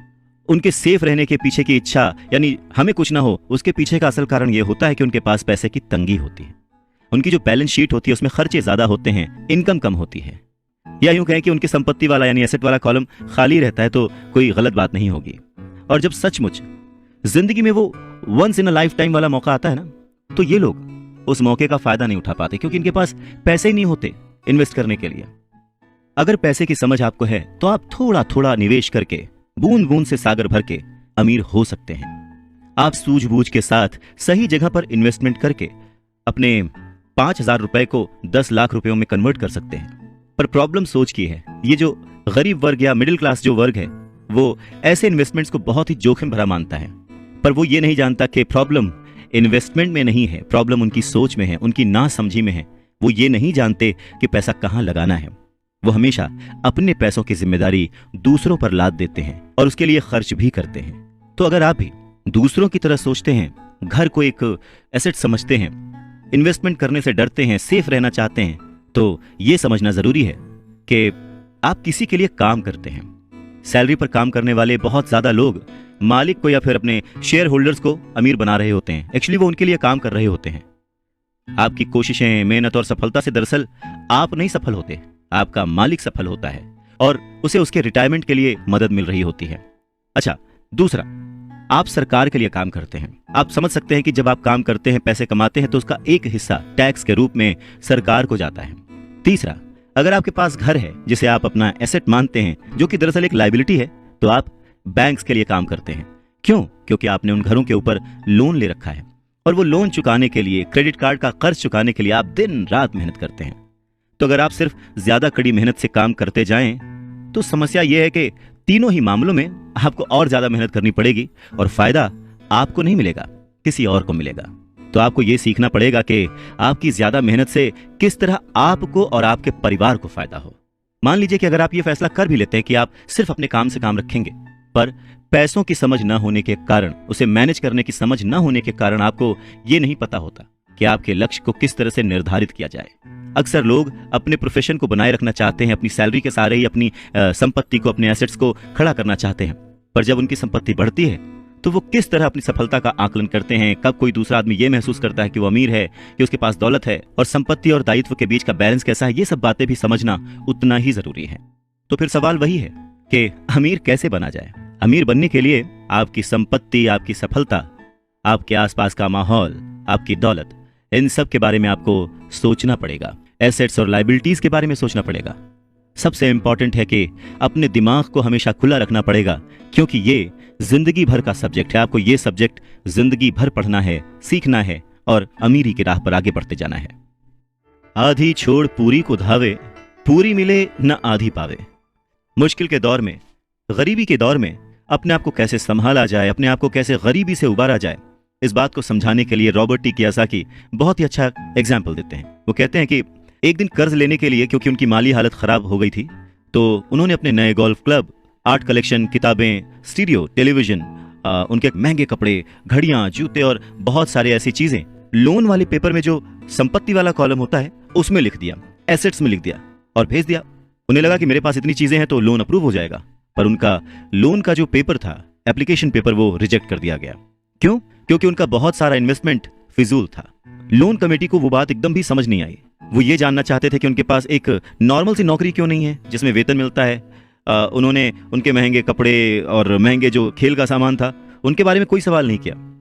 जिंदगी में कई बार ऐसी कठिनाइयां आती हैं जब आप स्टैंडर्ड प्रोफाइल में फिट नहीं होते हैं। वो कहते हैं कि उन्हें बड़ा ही अचंभा होता है जब वो किसी को ये कहते हुए सुनते हैं कि उसकी नेटवर्थ करोड़ों रुपए है, लाखों रुपए है, क्योंकि नेटवर्थ के सटीक ना होने का एक खास कारण है। वो ये कि जिस पल आप अपनी संपत्तियों को, एसेट्स को बेचना शुरू करते हैं ना, उनका प्राइस, उनका रेट, उनका दाम बहुत कम हो चुका होता है। ऊपर से उन पर आपको टैक्स भी चुकाना पड़ता है और इतनी सारी चीजें आपको पैसे के संकट में डाल देती हैं, गरीबी में फंसा देती हैं। पैसा इकट्ठा करने के लिए वो अपनी प्रॉपर्टीज बेचते हैं, एसेट्स बेचते हैं। पहले तो वो अपनी पर्सनल प्रॉपर्टीज बेचते हैं जो कि सच कहें तो बहुत ही कम बिकती हैं, और अगर बिकती भी हैं तो उस पर टैक्स होता है। तो इस तरह से एक बार फिर से सरकार फायदे में से अपना हिस्सा ले लेती है, बैंक अपना हिस्सा ले लेता है, और जो काम कर रहा होता है वो कर्ज में डूब जाता है।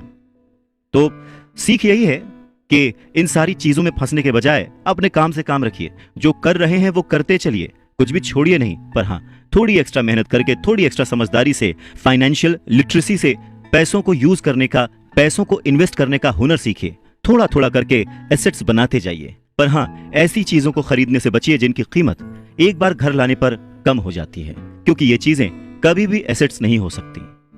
गरीबी से बचने का एक दूसरा तरीका यह है कि अपने खर्च कम कर लें, अपनी रिस्पॉन्सिबिलिटीज को और घटा लें और मेहनत ज्यादा करना शुरू कर दें, जिससे इनकम ज्यादा हो। अब बहुत सारे लोगों को इस बात में कंफ्यूजन हो सकती है कि सही जगह निवेश करने का क्या मतलब है, सही इन्वेस्टमेंट क्या है। तो रॉबर्ट टी कियोसाकी कहते हैं कि ऐसा काम करें जिसमें आपकी मौजूदगी की जरूरत ना हो। स्टॉक्स, बॉन्ड खरीदें, म्यूचुअल फंड खरीदें, आमदनी देने वाले रियल एस्टेट में खर्च करें, अपने आप को ग्रूम करने में पैसे खर्च करें, एजुकेशन में जैसे कि म्यूजिक, लिखना, पेटेंट, स्पोर्ट्स और ऐसी हर चीज जो कीमती है, जिसे खरीदने के बाद आपको पैसे मिलते हैं, ना कि आपको उसमें पैसे लगाने पड़ते हैं, उस हर चीज में आप इन्वेस्ट कर सकते हैं। सबसे जरूरी बात, आप जहां भी इन्वेस्ट करते हैं हमेशा ध्यान रखें कि उस इन्वेस्टमेंट से आपको प्यार हो।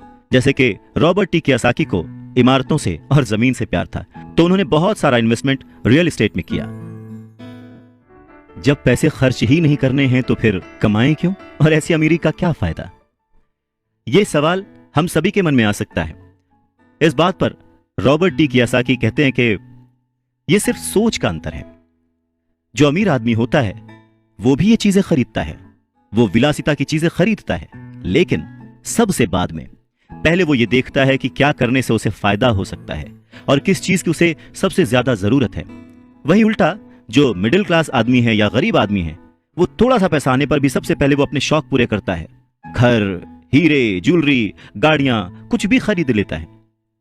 अमीर आदमियों के पास भी ये सब होता है, पर फर्क सिर्फ इतना है कि वो उधार के दलदल में नहीं फंसते। वो लोग जिनके पास पीढ़ियों से पैसा है, जो लंबे समय से अमीर हैं, वो अपनी अर्निंग वाले कॉलम को सबसे पहले बनाते हैं, उसे सिक्योर करते हैं। उसके बाद उनके एसेट्स वाले कॉलम से जो आमदनी होती है, जो इनकम होती है, उससे वो अपनी लग्जूरियस लाइफ जीते हैं, एंजॉय करते हैं। गरीब और मिडिल क्लास आदमी अपनी खून पसीने की कमाई और बच्चों की विरासत की कीमत पर ये चीजें खरीदता है, लोन लेता है। सच्ची लग्जरी असली संपत्ति में निवेश करने और उसे विकसित करने का प्रोत्साहन देती है, उसे बढ़ावा देती है। रॉबर्ट टी कियोसाकी इस बात को एक एग्जाम्पल से समझाते हैं कि जब उनकी वाइफ और उनके पास उनके अपार्टमेंट से अतिरिक्त पैसा आने लगा, रेंट या कुछ भी, तब वो बाजार गए और उन्होंने अपने लिए एक महंगी गाड़ी खरीदी।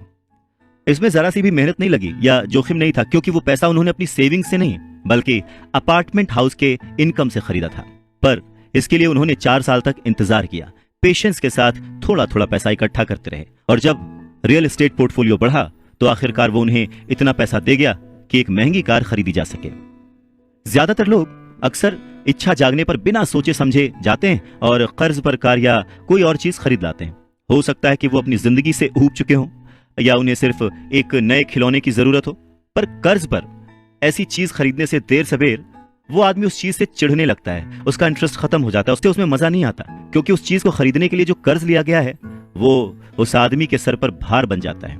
अगर एक बार आप अपने बिजनेस को बनाने, उसमें इन्वेस्ट करने का समय निकाल लेते हैं तो फिर आप उसमें जादू की छड़ी भी घुमा सकते हैं, जो अमीरों का सबसे बड़ा राज है। और ये राज अमीरों को भीड़ से अलग रखता है, या यूं कहें कि भीड़ से आगे रखता है। जो अपने काम से काम रखते हैं, अपने काम में फोकस्ड रहते हैं, और ये उन्हीं को मिलता है जो अपने काम में पूरा मन लगाते हैं, अपने काम से काम रखते हैं, वो लोग अमीर बन जाते हैं। अगर मिल के चला जाए तो तूफानों को भी शिकस्त दी जा सकती है। रॉबर्ट टी कियोसाकी अपने बचपन का एक किस्सा सुनाते हैं। कहते हैं कि मुझे याद है, हमें स्कूल में रॉबिन हुड और उनके सुखी गिरोह की कहानी बताई गई थी। मेरे स्कूल टीचर का मानना था कि ये केविन कॉस्नर की तरह के एक रोमांटिक हीरो की अद्भुत कहानी है जो अमीरों को लूटता था और गरीबों में बांट देता था। तो मेरे रिच डैड की नजर में रॉबिन हुड हीरो नहीं था, वो उसे बदमाश मानते थे। रॉबिन हुड को गुजरे हुए तो लंबा समय गुजर चुका है, परंतु उसके जो मानने वाले हैं, जो उसके फैंस हैं, वो आज भी जिंदा हैं। न जाने कितनी बार मैंने लोगों को ये कहते सुना है कि अमीरों को और ज्यादा टैक्स देना चाहिए और उसे गरीबों में बांट देना चाहिए। रॉबिन हुड का ये जो थॉट था, अमीरों से लेकर गरीबों में बांट दिया गया। गरीब और मिडिल क्लास लोगों के लिए यह सबसे ज्यादा दुख का कारण है। इसी रॉबिन हुड आदर्श के कारण मिडिल क्लास पर टैक्स का इतना भारी बोझ लदा हुआ है। और सच्चाई तो यह है कि अमीरों पर टैक्स लगता ही नहीं है। गरीबों की भलाई के लिए जो पैसा लगता है वो मिडिल क्लास से आता है, खासकर पढ़े लिखे और ऊंची आमदनी वाले मिडिल क्लास से। और टैक्स के बारे में अगर हम पूरी तरह से समझना चाहें तो हमें थोड़ा सा इतिहास में, हिस्ट्री में जाना पड़ेगा। रॉबर्ट टी कियोसाकी बताते हैं कि उनके रिच डैड ने बताया था कि इंग्लैंड और अमेरिका में पहले कोई टैक्स नहीं लगते थे। कभी कभार जो वॉर्स होती थी, युद्ध होते थे, उनका खर्च जुटाने के लिए टैक्स जरूर लगाए जाते थे, जिसके लिए किंग या फिर प्रेसिडेंट सिर्फ कह भर देते थे और हर आदमी उसकी बात मानकर अपना सहयोग अपनी इच्छा से देता था। बाद में सन 1874 में इंग्लैंड ने इनकम टैक्स को अपने सिटीजन्स पर लागू कर दिया और 1913 में कॉन्स्टिट्यूशन के 16वें संशोधन के बाद अमेरिका में भी इनकम टैक्स जो है वो लागू हो गया। एक समय था जब अमेरिकी लोग टैक्स विरोधी हुआ करते थे, पर धीरे धीरे लगभग 50 सालों के बाद लोगों ने वो एक्सेप्ट कर लिया। इसमें एक और बात थी, शुरुआत में ये जितने भी टैक्स थे ये सिर्फ अमीरों पर लगाए गए थे। तो रिच डैडी चाहते थे कि माइक और वो इस बात को न भूलें, और उन्होंने ये बात साफ कर दी थी कि टैक्स का जो थॉट है वो लोकप्रिय बना ही इसीलिए कि लोगों को लगता था कि इससे अमीरों को सजा दी जाती है और मिडिल क्लास और गरीबों को मदद मिलती है। पर वक्त ने इस बात को पलट दिया और आज गरीब भी टैक्स कमा रहा हुआ है और मिडिल क्लास भी, या यूं कहें कि सबसे ज्यादा जो टैक्स कमा रहा हुआ है वो है middle class. Robert T Kiyosaki आगे कहना जारी रखते हैं, एक बार सरकार को टैक्स मिल गया तो उन्हें उसके फायदे नजर आ गए और उनकी भूख बढ़ गई। रिच डैडी ने रॉबर्ट टी कियोसाकी को आगे समझाते हुए कहा कि अमीरों ने वक्त के साथ साथ कॉरपोरेशन की ताकत को समझा। एकजुट होकर उन्होंने इस टैक्स को पलट दिया और सारा बोझ उन लोगों के ऊपर डाल दिया जिन लोगों ने कभी इसके सपोर्ट में वोट दिया था, यानी कि गरीब और मिडिल क्लास लोग। और इसके पीछे की सबसे वजह अमीरों का पैसा नहीं था, उनकी समझ थी, उनकी जानकारी थी, उनकी अवेयरनेस थी। उन्होंने अपने पैसे को बचाने के लिए संविधान को समझा, रूल्स को समझा और फिर उनमें कमियां निकाली और फिर किस तरह से उनसे बचा जाए ये सब देख परख के कॉरपोरेशन का सहारा लिया और वो उसमें सफल भी हुए। अमीरों और गरीबों के बीच ये लड़ाई सदियों से चलती आ रही है। अमीरों से वसूलों का जो नारा लगाने वाली भीड़ थी वो हमेशा अमीरों के खिलाफ रही, और ऐसी लड़ाइयां तब छिड़ती हैं जब किसी एक विशेष वर्ग को ध्यान में रखकर कानून बनते हैं। और ये लड़ाई कब खत्म होगी ये कहा नहीं जा सकता। समस्या यह है कि जो लोग हारते हैं उनमें समझ की कमी है, पर वो ये मानते नहीं। हारने वाले लोग वो हैं जो हर सुबह उठकर तैयार होते हैं और अपनी नौकरी में कड़ी मेहनत करते हैं और उस पर टैक्स भी देते हैं। अगर वो ये समझ पाते कि अमीर लोग किस तरह से पैसे का खेल खेलते हैं तो वो भी इस खेल को उसी तरह से खेल सकते थे। फिर वो भी गरीबी से आजाद हो सकते थे, पैसे के मालिक हो सकते थे और अमीर बन सकते थे। रिच डैड कहते हैं कि इसीलिए मुझे बिल्कुल अच्छा नहीं लगता कि जब कोई अपने बच्चे को यह सलाह देता है कि खूब पढ़ो और नौकरी करो। जिस कर्मचारी में पैसे की समझ नहीं है वो बच नहीं सकता। समाज उसके पैसे को हड़प लेगा और उसे गरीबी की ओर धकेल देगा। कहते हैं ना कि उस देने वाले ने तो कोई कमी ना की, अब किसको क्या मिला ये मुकद्दर की बात है। और ये जो मुकद्दर है ये हम अपनी सोच से, अपनी नॉलेज से, अपनी अवेयरनेस से बदल सकते हैं। अमीरी और गरीबी में सिर्फ सोच और समझ का ही फासला है। न हारना जरूरी है न जीतना जरूरी है, अरे ये जीवन का खेल है, इसे खेलना जरूरी है। रॉबर्ट टी कियोसाकी कहते हैं कि पैसे कमाना भी एक खेल ही है। अगर आप इसे एक खेल की तरह एंजॉय करेंगे तो आप और ज्यादा रिच होते जाएंगे। हर हफ्ते वो निवेश करते हैं और कभी हारते हैं कभी जीतते हैं। जब जीतते हैं तो उस निवेश को अगले हफ्ते के लिए सेव कर लेते हैं और जब हारते हैं तो खुद से जीतने वाले की आंख में आंख डालकर कहते हैं ठीक है, अगले सैटरडे फिर मिलते हैं। रॉबर्ट टी कियोसाकी की बात से यह समझ में आता है कि पैसा कमाना भी खेल जैसा ही है। अगर आप उसे एंजॉय करते हैं, उसके पीछे नहीं भागते हैं, तो आप धीरे धीरे ही सही पर ग्रो करेंगे और जल्द ही अमीर बन जाएंगे। इंसान गलतियां करता है और उन गलतियों से सीखता है। अमीर बनना भी कुछ वैसा ही है। कभी आप गलती करते हैं और हार जाते हैं, कभी आप उस गलती को सुधारते हैं और जीत जाते हैं। ऐसे बचपन से जवानी तक जब भी हम स्कूल में पढ़ते हैं या हमारे आसपास भी, बच्चों को गलतियां करना अलाउड नहीं होता। उन्हें कहा तो जरूर जाता है कि आप गलती कर सकते हैं, पर जैसे ही बच्चा गलती करता है उसे टोक दिया जाता है, उसे रोक दिया जाता है, उसे डांटा जाता है और धीरे धीरे हमारे मन में ये धारणा बन जाती है कि गलती करना इज नॉट अलाउड। पर अगर देखा जाए, हम इंसान गलती करके ही सीखते हैं। हमने आज तक जो कुछ भी अचीव किया है अपनी गलतियों से अचीव किया है। इसी बात को आगे बढ़ाते हुए रॉबर्ट टी कियोसाकी कहते हैं कि इन्वेस्टर्स दो तरह के होते हैं। पहले वो जो नॉर्मल इन्वेस्टर्स होते हैं, जो एक पैकेज में निवेश करते हैं, रिटेल आउटलेट में फोन करते हैं जैसे एक रियल एस्टेट कंपनी या स्टॉक ब्रोकर या फाइनेंशियल प्लानर को, और फिर वो कुछ छोटा छोटा खरीद लेते हैं। ये एक म्यूचुअल फंड, स्टॉक या बॉन्ड हो सकता है।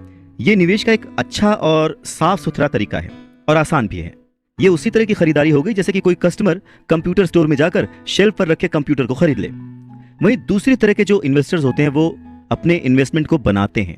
वो किसी दूसरे से नहीं खरीदते, वो अपना इन्वेस्टमेंट खुद बनाते हैं। इस तरह के इन्वेस्टर्स आमतौर पर अपने सौदों को असेंबल करते हैं। जिस तरह कंप्यूटर इंजीनियर कंप्यूटर के पुर्जों को असेंबल करते हैं, वो अलग अलग जगहों से सस्ते पार्ट्स लाते हैं और उन पार्ट से एक पूरा कंप्यूटर असेंबल करते हैं जो कि उन्हें बहुत सस्ता पड़ता है, और फिर वो उसे महंगे दामों में बेच देते हैं। ठीक उसी तरह से जो दूसरा निवेशक है वो आर्थिक अवसरों के पुर्जों को अच्छी तरह से ऑब्जर्व करता है। ठीक इसी तरह से जो दूसरा इन्वेस्टर है वो समय को पहचानता है और मौके की नजाकत को देखते हुए, अपने कमर्शियल फायदे को देखते हुए चीजों को इस्तेमाल करता है। और जो दूसरे किस्म का इन्वेस्टर है, सच में वही प्रोफेशनल इन्वेस्टर होता है। अमीर बनने की राह में, रिच बनने की राह में यह जानना बहुत जरूरी है कि किस समय पर क्या एक्शन लिया जाए जिससे आपकी किस्मत बदल जाए और आपको नुकसान भी ना हो। अगर आप दूसरे किस्म के इन्वेस्टर बनना चाहते हैं तो आपको खास तौर से इन 3 क्वालिटीज को अपने अंदर इंप्रूव करना होगा, क्योंकि फाइनेंशियल इंटेलिजेंस के अलावा इन क्वालिटीज की भी जरूरत होती है। पहला, किस तरह ऐसे मौके को खोजें जो दूसरों को दिखाई नहीं देता। दूसरे लोग अपनी आंखों से उस मौके को नहीं देख पाते, पर आप अपने दिमाग से और अपने एक्सपीरियंस से उन मौकों को देख सकते हैं। एग्जाम्पल के लिए रॉबर्ट टी कियोसाकी के एक दोस्त ने एक पुराना घर खरीदा जो देखने में बुरा था। हर एक को हैरत थी कि उसने इसे खरीद क्यों लिया, पर दूसरे जो नहीं देख पाए थे वो उनके दोस्त ने देख लिया था, और वो था घर के साथ 4 खाली जमीन के टुकड़े। घर खरीदने के बाद उसने उसे तोड़ा और उन 5 प्लॉट्स को मिलाकर बिल्डर को बेच दिया। इस सारे डील में उसे जो उसने पैसा लगाया था वो तो मिला ही, उसके ऊपर से 3 गुना रकम और मिली। उसने सिर्फ 2 महीने के काम में लाखों रुपए कमा लिए, जो कि उनके लिए बहुत ज्यादा नहीं थी, पर फिर भी देखा जाए कि उन 2 महीनों की मेहनत में अगर वो जॉब में होता तो कितना कमाता वर्सेस उसने इस डील से जो कमाया। दूसरा पॉइंट, पैसा किस तरह से इकट्ठा किया जाए। औसत आदमी बैंक जाता है, पर इस दूसरे किस्म के इन्वेस्टर को यह पता होना चाहिए कि पैसा किस तरह जुटाया जाए और बिना बैंक जाए, बिना लोन लिए किस तरह से पैसा इकट्ठा किया जाए। रॉबर्ट टी कियोसाकी कहते हैं कि उन्होंने भी यह सीखा कि बिना बैंक की मदद लिए घर कैसे खरीदे जा सकते हैं। घर खरीदना बहुत इंपॉर्टेंट नहीं है, पर पैसा इकट्ठा करना बहुत इंपॉर्टेंट है और बहुत ही रेयर आर्ट है। अक्सर वो लोगों को यह कहते सुनते हैं कि बैंक मुझे लोन नहीं दे रहा या मेरे पास इसे खरीदने के लिए पैसे ही नहीं है। अगर आप दूसरे किस्म के इन्वेस्टर बनना चाहते हैं तो आपको यह सीखने की जरूरत है, क्योंकि ज्यादातर लोग सिर्फ इसीलिए सौदे नहीं कर पाते क्योंकि उनके पास पैसा ही नहीं होता। तो अगर आप इस प्रॉब्लम को पार कर सकते हैं तो आप एक सच्चे इन्वेस्टर हो सकते हैं और बहुत प्रॉफिट कमा सकते हैं। तीसरा पॉइंट, किस तरह से स्मार्ट लोगों को इकट्ठा किया जाए। ऐसे लोग बहुत समझदार होते हैं जो या तो अपने से ज्यादा समझदार लोगों के साथ काम करते हैं या फिर उन्हें अपने साथ काम पर रख लेते हैं। जब भी आपको सलाह की जरूरत होगी ना, तो यही समझदार लोग आपके सलाहकार का काम करेंगे। तो सीखने के लिए बहुत कुछ है, पर हां, अगर आपने मन लगाकर सीखा तो आपको उसके फायदे भी बहुत मिलेंगे। पर हां, अगर आपके अंदर इतनी इच्छा नहीं है, आप इतना टाइम नहीं दे सकते, आप उतने अमीर नहीं बनना चाहते, तो फिर आपको पहले किस्म का ही इन्वेस्टर बने रहना चाहिए। आप तो जानते हैं वही आपकी सबसे बड़ी पूंजी है। आप जो नहीं जानते वही आपका सबसे बड़ा जोखिम है। जोखिम तो हमेशा रहता है, इसीलिए इससे बचने के बजाय इसे मैनेज करना सीखें, तभी आप तरक्की कर पाएंगे और अमीर बन पाएंगे। जब जिंदगी आपको नींबू थमाए तो जल्दी से शरबत बना लो और पी लो। अवसर पहचानना किसी भी इन्वेस्टर की सबसे बड़ी क्वालिटी होती है। फाइनेंशियल बुद्धि का मतलब है ज्यादा विकल्प होना। अगर अवसर आपके सामने आ ही नहीं रहे हैं तो फिर आप अपनी गरीबी को सुधारने के लिए और क्या कर सकते हैं। अगर कोई अवसर आपकी झोली में आकर गिर जाए पर आपके पास पैसा ही नहीं है और आप उसमें इन्वेस्ट ही नहीं कर सकते, ऊपर से बैंक वाले आपको उधार नहीं दे रहे, आप पैसे का कहीं से इंतजाम नहीं कर पा रहे, तो फिर उस मौके का आप फायदा कैसे उठा सकते हैं। मान लीजिए अगर आपका अनुमान जो है वो गलत हो जाए और अगर आप जिसकी उम्मीद करते हैं वो नहीं हो, तो फिर आप क्या करेंगे। कैसे एक छोटी सी चीज को लाखों में बेचेंगे। अगर ये करना आपको आता है तो इसे ही कहते हैं फाइनेंशियल बुद्धि यानी फाइनेंशियल इंटेलिजेंस। ज्यादा मतलब नहीं इस बात से। एग्जाम्पल लेते हैं कि एक नींबू है और उसको लाखों में बेचना है, तो लाखों में बदलने के लिए कितने अलग अलग तरह से आप उसको यूज कर सकते हैं। इसका मतलब है कि आप अपनी पैसे की समस्याओं को सुलझाने में कितने क्रिएटिव हैं। ज्यादातर लोग केवल एक समाधान जानते हैं, नींबू निचोड़ो और शरबत बना के पी लो, यानी कि कड़ी मेहनत करो, बचत करो और उधार लो। तो आपको अपनी फाइनेंशियल बुद्धि क्यों बढ़ानी चाहिए। रॉबर्ट टी कियोसाकी कहते हैं क्योंकि आप उस तरह के इंसान होना चाहते हैं जो अपनी किस्मत खुद लिखता हो। आप जो हो रहा है उसे होने देते हैं और उसे बेहतर में बदलने की ताकत रखते हैं। ऐसे बहुत कम लोग ये बात समझ पाते हैं कि किस्मत भी हम ही लिखते हैं। जिस तरह की पैसा बनाया जाता है, अगर आप ज्यादा किस्मत वाले होना चाहते हैं और ज्यादा पैसा बनाना चाहते हैं तो बहुत कड़ी मेहनत करने के अलावा आपको अपनी फाइनेंशियल बुद्धि को भी तैयार करना होगा, सीखना होगा। अगर आप इस तरह के आदमी हैं जो सही चीज होने का इंतजार करता है तो शायद आपको बहुत लंबे समय तक इंतजार करना पड़ सकता है। ये तो बस उसी तरह की बात हो गई कि आप गैरेज से गाड़ी निकालने के पहले ये डिसाइड करना चाहते हैं कि भाई अगले 5 मील तक सभी स्ट्रीट लाइट्स ठीक रहेंगी, बर्फ नहीं गिरेगी, एक्सीडेंट नहीं होगा, वगैरह वगैरह। ये चीजें आपके कंट्रोल में नहीं है। आपके कंट्रोल में है सिर्फ गाड़ी चलाना। ठीक उसी तरह से आपके कंट्रोल में है अपने प्लान्स बनाना, अपनी समझ और सूझबूझ का इस्तेमाल करते हुए। जिस काम से आप एक महान इंसान बन सकते हैं, एक अमीर इंसान बन सकते हैं, क्या वो काम आप चंद पैसों के लिए करेंगे? नहीं ना। सीखने के लिए काम करें, पैसों के लिए नहीं। रॉबर्ट टी कियोसाकी एक घटना का जिक्र करते हैं। कहते हैं कि 1995 में मैंने सिंगापुर के एक अखबार में इंटरव्यू दिया।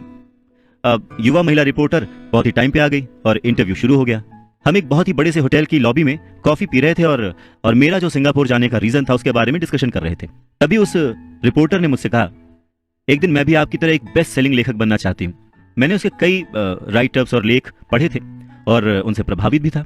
वो बहुत अच्छा लिखती थी, बहुत ही साफ। तो मैंने उसे कहा, बिल्कुल आप कर सकती हैं, क्योंकि आप जो लिखती हैं वो बहुत ही बढ़िया है।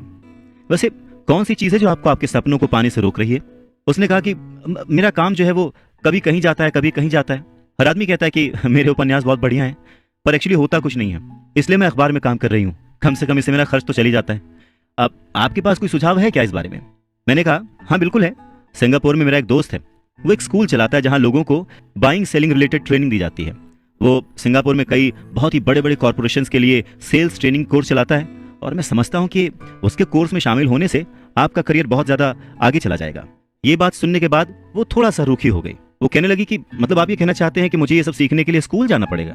तो मैंने हाँ कह के सिर हिलाया और फिर उसे इस बात पर विश्वास ही नहीं हुआ कि मैं सचमुच उसे स्कूल जाने के लिए कह रहा हूं। मैंने उसे कहा कि इसमें गलत ही क्या है, पर तब मुझे रियलाइज हुआ कि मुझे अपने शब्द वापस ले लेने चाहिए। उसे मेरी किसी बात का बुरा लग गया था शायद, और अब मैं सोच रहा था कि कितना अच्छा होता अगर मैंने उसे कुछ भी सुझाव नहीं दिया होता। उसकी मदद करने की कोशिश में मैंने वो सुझाव दिया था और अब मुझे खुद ही बुरा लग रहा था। उसने कहा कि मेरे पास इंग्लिश लिटरेचर में मास्टर्स डिग्री है, मैं सेल्समैन बनना सीखने के लिए स्कूल क्यों जाऊं? मैं एक प्रोफेशन में प्रशिक्षित होने के लिए स्कूल गई थी ताकि मुझे सेल्समैन ना बनना पड़े।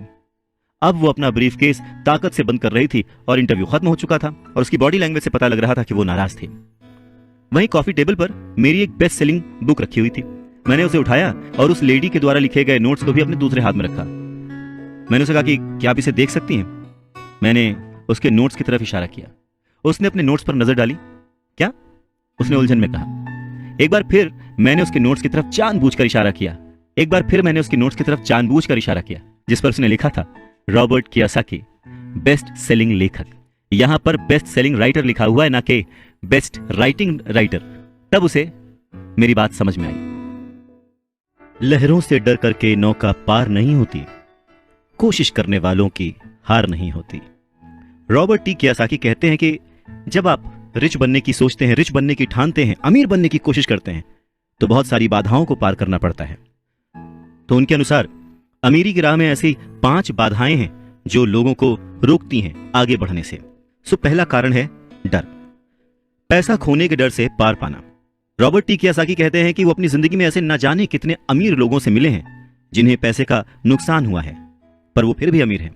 पर ऐसे एक भी गरीब इंसान से नहीं मिले हैं जिसने अपनी एक दमड़ी भी खोई है अमीर बनने की राह में, इन्वेस्टमेंट की राह में। पैसा खो जाने का डर बहुत ही नेचुरल है, बहुत ही स्वाभाविक है।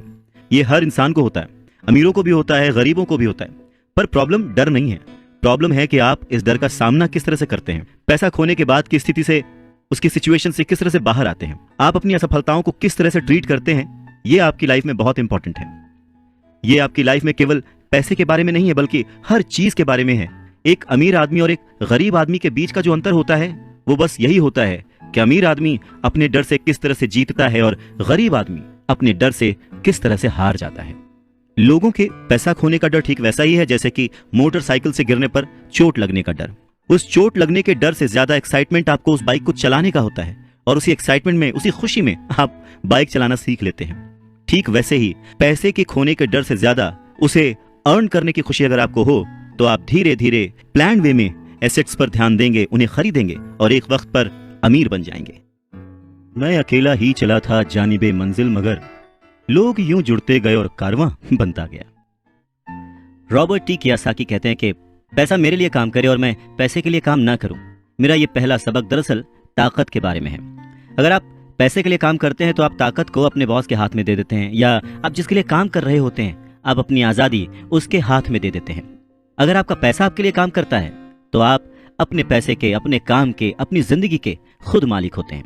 एक बार हमें हमारे लिए काम करने वाले पैसे की ताकत का ज्ञान हो जाए, फिर हमें पैसे के लिहाज से स्मार्ट हो जाना चाहिए और हमें डराने वाले लोगों से निपटने के लिए रास्ते ढूंढ लेने चाहिए। पर ऐसा करने के लिए आपको कानून की समझ होनी चाहिए, अपने आसपास की समझ होनी चाहिए, मार्केट में क्या चल रहा है इस बात की समझ होनी चाहिए, और सिस्टम कैसे काम करता है इसकी भी समझ होनी चाहिए। अगर आप अवेयर नहीं हैं, मतलब नॉलेजेबल नहीं हैं, ज्ञानी हैं, आप केयरलेस हैं, अपनी चीज़ों को समझना नहीं चाहते, तो आपको बड़ी आसानी से डराया और हराया जा सकता है। अगर आप जानते हैं कि आप क्या बात कर रहे हैं और मुसीबत कैसी है और उसे कैसे सॉल्व किया जाए, तो आपको आसानी से डराया नहीं जा सकता। रॉबर्ट कियोसाकी के रिच डैडी हमेशा उन्हें ये कहा करते थे कि स्मार्ट बनो, ताकि तुम्हें कोई भी कहीं से भी आके धक्का ना दे जाए, और उन्होंने अपनी जिंदगी में बस इसी उसूल को अपनाया था। वो कानून जानते थे क्योंकि वो कानून का आदर करते थे। वो कानून जानते थे क्योंकि कानून न जानना बहुत महंगा साबित हो सकता था। अगर आप जानते हैं कि आप सही हैं तो आप किसी से भी उलझने से नहीं डरेंगे, आप किसी के भी सामने अपनी बात रखने से नहीं डरेंगे, चाहे आपका मुकाबला विश्व के सबसे ताकतवर आदमी से ही क्यों ना हो। तो रॉबर्ट टी कियोसाकी के जो पुअर डैड थे वो हमेशा उन्हें मोटिवेट करते थे कि वो कुछ भी करके एक अच्छी सी नौकरी कर लें, कॉर्पोरेशन में किसी ऊंचे पद पर चले जाएं। और यही बात जब रॉबर्ट टी कियोसाकी ने अपने रिच डैड से शेयर की तो वो हंसे और उन्होंने कहा कि उस कॉर्पोरेट लैडर पर चढ़ने की बजाय क्यों ना उसका मालिक ही बन जाया जाए। बचपन में रॉबर्ट टी कियोसाकी को यह समझ नहीं आया था कि कॉर्पोरेशन के मालिक होने से रिच डैड का क्या मतलब था। पर मुद्दे की बात यह है कि अगर रॉबर्ट टी कियोसाकी के रिच डैड नहीं होते तो वो अपने पुअर डैड की बात मानकर किसी जगह नौकरी कर रहे होते। उनके रिच डैड ने बार बार याद दिलाया कि भीड़ के साथ चलने की जरूरत नहीं है, अपनी सोच रखो, अपनी समझ रखो और फिर अपनी जिंदगी की दिशा खुद तय करो। रॉबर्ट टी कियोसाकी अपनी कहानी कहते हैं कि जब तक मैं 25 साल का हुआ तब तक मेरे रिच डैड की सलाह मुझे समझ नहीं आती थी। उन्होंने कुछ दिन पहले ही मरीन कॉर्प्स छोड़ी थी और जेरोक्स कंपनी के लिए काम कर रहे थे। वहां उन्हें बहुत पैसा मिल रहा था, पर बार बार अपनी तनख्वाह को चेक करते थे और हमेशा निराश होते थे। टैक्स इतना ज्यादा कटता था कि उन्हें और ज्यादा काम करना पड़ता था अपनी जरूरतों को पूरा करने के लिए। धीरे धीरे वो सफल होने लगे, सक्सेसफुल होने लगे। तो उनके जो बॉसेस थे उन्होंने उनको प्रमोशन दी और सैलरी बढ़ा दी। उन्हें ये बात सुनकर बहुत अच्छा लगा और जैसे ही उन्होंने अपनी ये बात अपने रिच डैड से शेयर की तो उन्होंने कहा, अच्छा तो तुम्हारे बॉस अमीर बन रहे हैं, तुम्हारी कंपनी अमीर बन रही है, तुम किसके लिए काम कर रहे हो, तुम किसे अमीर बना रहे हो। तो बस 1974 में जेरोक्स के कर्मचारी के रूप में ही उन्होंने अपना पहला कॉर्पोरेशन बनाया और अपने काम से काम रखना शुरू कर दिया। पहले से ही उन्होंने संपत्ति वाले कॉलम में कुछ चीजें लिख रखी थी और खरीद रखी थी, पर अब उन्होंने ये ठान लिया था कि उन्हें और ज्यादा बढ़ाना है, उन्हें अपने एसेट्स और बढ़ाने हैं और अपनी लायबिलिटीज को और कम करना है। जैसे जैसे वक्त बीतता गया, जैसे जैसे रॉबर्ट टी कियोसाकी पैसे को समझते गए, इसके गणित को समझते गए, इसके व्यवहार को समझते गए, उन्हें अपने रिच डैडी की सलाह समझ में आने लगी। एक बार उन्होंने अपने काम से काम रखने की ठान ली और अपनी संपत्तियां, अपने एसेट्स बढ़ाने शुरू कर दिए और एक बेहतरीन कर्मचारी बन गए। उनके पास अब एक लक्ष्य था। वो सुबह जल्दी जाते थे, मेहनत से काम करते थे, ज्यादा से ज्यादा पैसे कमाते थे और अपने रियल एस्टेट में इन्वेस्ट करते थे। और वो दौर भी ऐसा था कि उस समय नई नई चीजें, नए नए डेवलपमेंट्स हो रहे थे जिसमें संभावनाएं तलाश की जा सकती थी। तो उन्होंने जेरोक्स मशीनें बेची। जितनी ज्यादा वो मशीनें बेचते उन्हें उतना ही ज्यादा फायदा होता, लेकिन वो फायदा उनकी जेब में नहीं जाता, वो फायदा जाता कंपनी को, और रॉबर्ट टी कियोसाकी की जेब से कटता था टैक्स। ये बहुत ही मोटिवेशनल था। इस सिचुएशन में लोग हताश हो जाते हैं, पर रॉबर्ट टी कियोसाकी ने इसको पॉजिटिवली लिया और वो इस नौकरी के जाल से बाहर निकल आए। वो ये समझ गए थे कि उन्हें किस तरह से बाहर आना है, पर जल्दबाजी में उन्होंने नौकरी नहीं छोड़ी। धीरे धीरे सिर्फ 3 साल के समय में ही उन्होंने जेरोक्स कंपनी की तुलना में अपने छोटे से कॉर्पोरेशन कंपनी से ज्यादा कमाना शुरू कर दिया था। और उनका कॉर्पोरेशन रियल एस्टेट में इन्वेस्ट करने वाली कंपनी थी, और वो पैसा जो कि वो अपने एसेट से कमा रहे थे वो उन्हीं के लिए दोबारा काम कर रहा था। अब उन्हें फोटोकॉपियर बेचने के लिए दरवाजे दरवाजे जाने की जरूरत नहीं थी। अपने रिच डैडी की सलाह से उन्हें बहुत फायदा हुआ। जल्दी ही उनकी प्रॉपर्टीज से आने वाले कैश फ्लो में इतना ज्यादा बढ़ोतरी हो गई कि उनकी कंपनी ने उनके लिए पहली कार खरीद के दी। उनकी पुरानी कंपनी जेरोक्स के लोगों को लगा कि वो अपना कमीशन बेच रहे हैं, परंतु ऐसा था नहीं। उन्होंने अपने कमीशन को अपने एसेट्स में कन्वर्ट कर रखा था। रॉबर्ट टी कियोसाकी कहते हैं कि उनका एक एक रुपया उनके एक एक एम्प्लॉय जैसा उनके लिए काम कर रहा था। क्यों? क्योंकि उन्होंने सही जगह पर इन्वेस्ट किया था। अपने रिच डैड से सीखे गए सबक के कारण वो इस चूहा दौड़ के मिथक से बाहर आ गए थे और कम उम्र में ही एक एम्प्लॉयर बन गए थे। स्कूल्स में पढ़ाया जाता है कैसे एम्प्लॉय बने, पर अपने रिच डैड की बात मानकर वो एक एम्प्लॉयर बने। और ये सब पॉसिबल हुआ पैसे को सही जगह पर इन्वेस्ट करने की समझ से, पैसे को मैनेज करने की समझ से, फाइनेंशियल लिटरेसी से। बहुत सारी मुश्किलें आई, पर अपनी सूझबूझ से और अपनी अवेयरनेस से, अपने नॉलेज से रॉबर्ट टी कियोसाकी उन मुश्किलों से आगे बढ़ते गए और लोग उनको फॉलो करने लगे। वो जब भी फाइनेंशियल सेमिनार्स में दूसरों को सिखाने को जाते, उनको अपनी बात बताते, तो वो हमेशा कहते कि फाइनेंशियल आईक्यू स्पेशलाइजेशन के 4 बड़े फील्ड से आने वाले ज्ञान का मिक्सचर है, नॉलेज का मिक्सचर है। सो वो 4 फील्ड्स कौन कौन सी हैं? पहला है अकाउंटिंग। रॉबर्ट टी कियोसाकी कहते हैं कि जिसे मैं फाइनेंशियल साक्षरता कहता हूं, एम्पायर खड़ा करना चाहते हैं, साम्राज्य बनाना चाहते हैं, तो ये सबसे इंपॉर्टेंट है। आप जितने ज्यादा पैसे के लिए जिम्मेदार होंगे उतना ही ज्यादा आपको बारीकी से नॉलेज होने की जरूरत है, नहीं तो आपका जो साम्राज्य है, आपका जो एम्पायर है, वो ताज के पत्तों की तरह ढह जाएगा। इस योग्यता, इस क्वालिटी की वजह से आप किसी भी बिजनेस की जो कमजोरियां हैं, वीक पॉइंट्स हैं, और उसकी जो प्लस पॉइंट्स हैं, उन्हें पहचान सकते हैं। दूसरा फील्ड है जो इंपॉर्टेंट है, वो है इन्वेस्टमेंट, जिसे वो पैसे से पैसे बनाने का विज्ञान कहते हैं। इसमें तकनीकें, रणनीतियां, स्ट्रैटेजीज, फॉर्मूले, इन सब की जरूरत होती है। तीसरा है बाजार की समझ, मार्केट की समझ, डिमांड एंड सप्लाई का साइंस। बाजार के तकनीकी पहलुओं को जानने की जरूरत है जो कि भावनाओं द्वारा संचालित होते हैं। जी हाँ, मैक्सिमम जनता इमोशनल होकर चीजें करती है और उसका फायदा उन लोगों को होता है जो कि दिमाग से सोचते हैं, खास करके पैसे के बारे में। चाहे वो गाड़ी खरीदना हो, घर खरीदना हो, या कोई भी सुख सुविधाएं हो, ये सारी चीजें इमोशन से होती हैं और फायदा हमेशा दूसरे व्यक्ति को होता है जो इन्हें बेच रहा होता है। और चौथी फील्ड है कानून, लॉ। उदाहरण के तौर पर अकाउंटिंग, इन्वेस्टमेंट और बाजारों की तकनीकी दक्षताओं के सहारे कॉर्पोरेशन की जो क्षमता थी वो बहुत बढ़ गई थी। कोई भी आदमी जिसे कॉर्पोरेशन के द्वारा दिए जाने वाले टैक्स के फायदों और सुरक्षा का ज्ञान हो, वो बहुत तेजी से तरक्की कर सकता है और अमीर बन सकता है। पर वैसा करना जो कि किसी नौकरीशुदा कर्मचारी के लिए पॉसिबल नहीं है। उन दोनों में उतना ही डिफरेंस होगा जितना कि एक पैदल चलने वाले इंसान में और एक उड़कर जाने वाले में होता है। ये अंतर बहुत ज्यादा है। तो कुल मिलाकर यह कहा जा सकता है कि अपने रिच डैड की गाइडेंस को फॉलो करते हुए रॉबर्ट टी कियोसाकी एक सक्सेसफुल इंसान बने, जिन्हें दुनिया फॉलो करती है और जिनकी लिखी बातें पढ़कर और जिनकी बातें सुनकर लोग आज भी मोटिवेट होते हैं।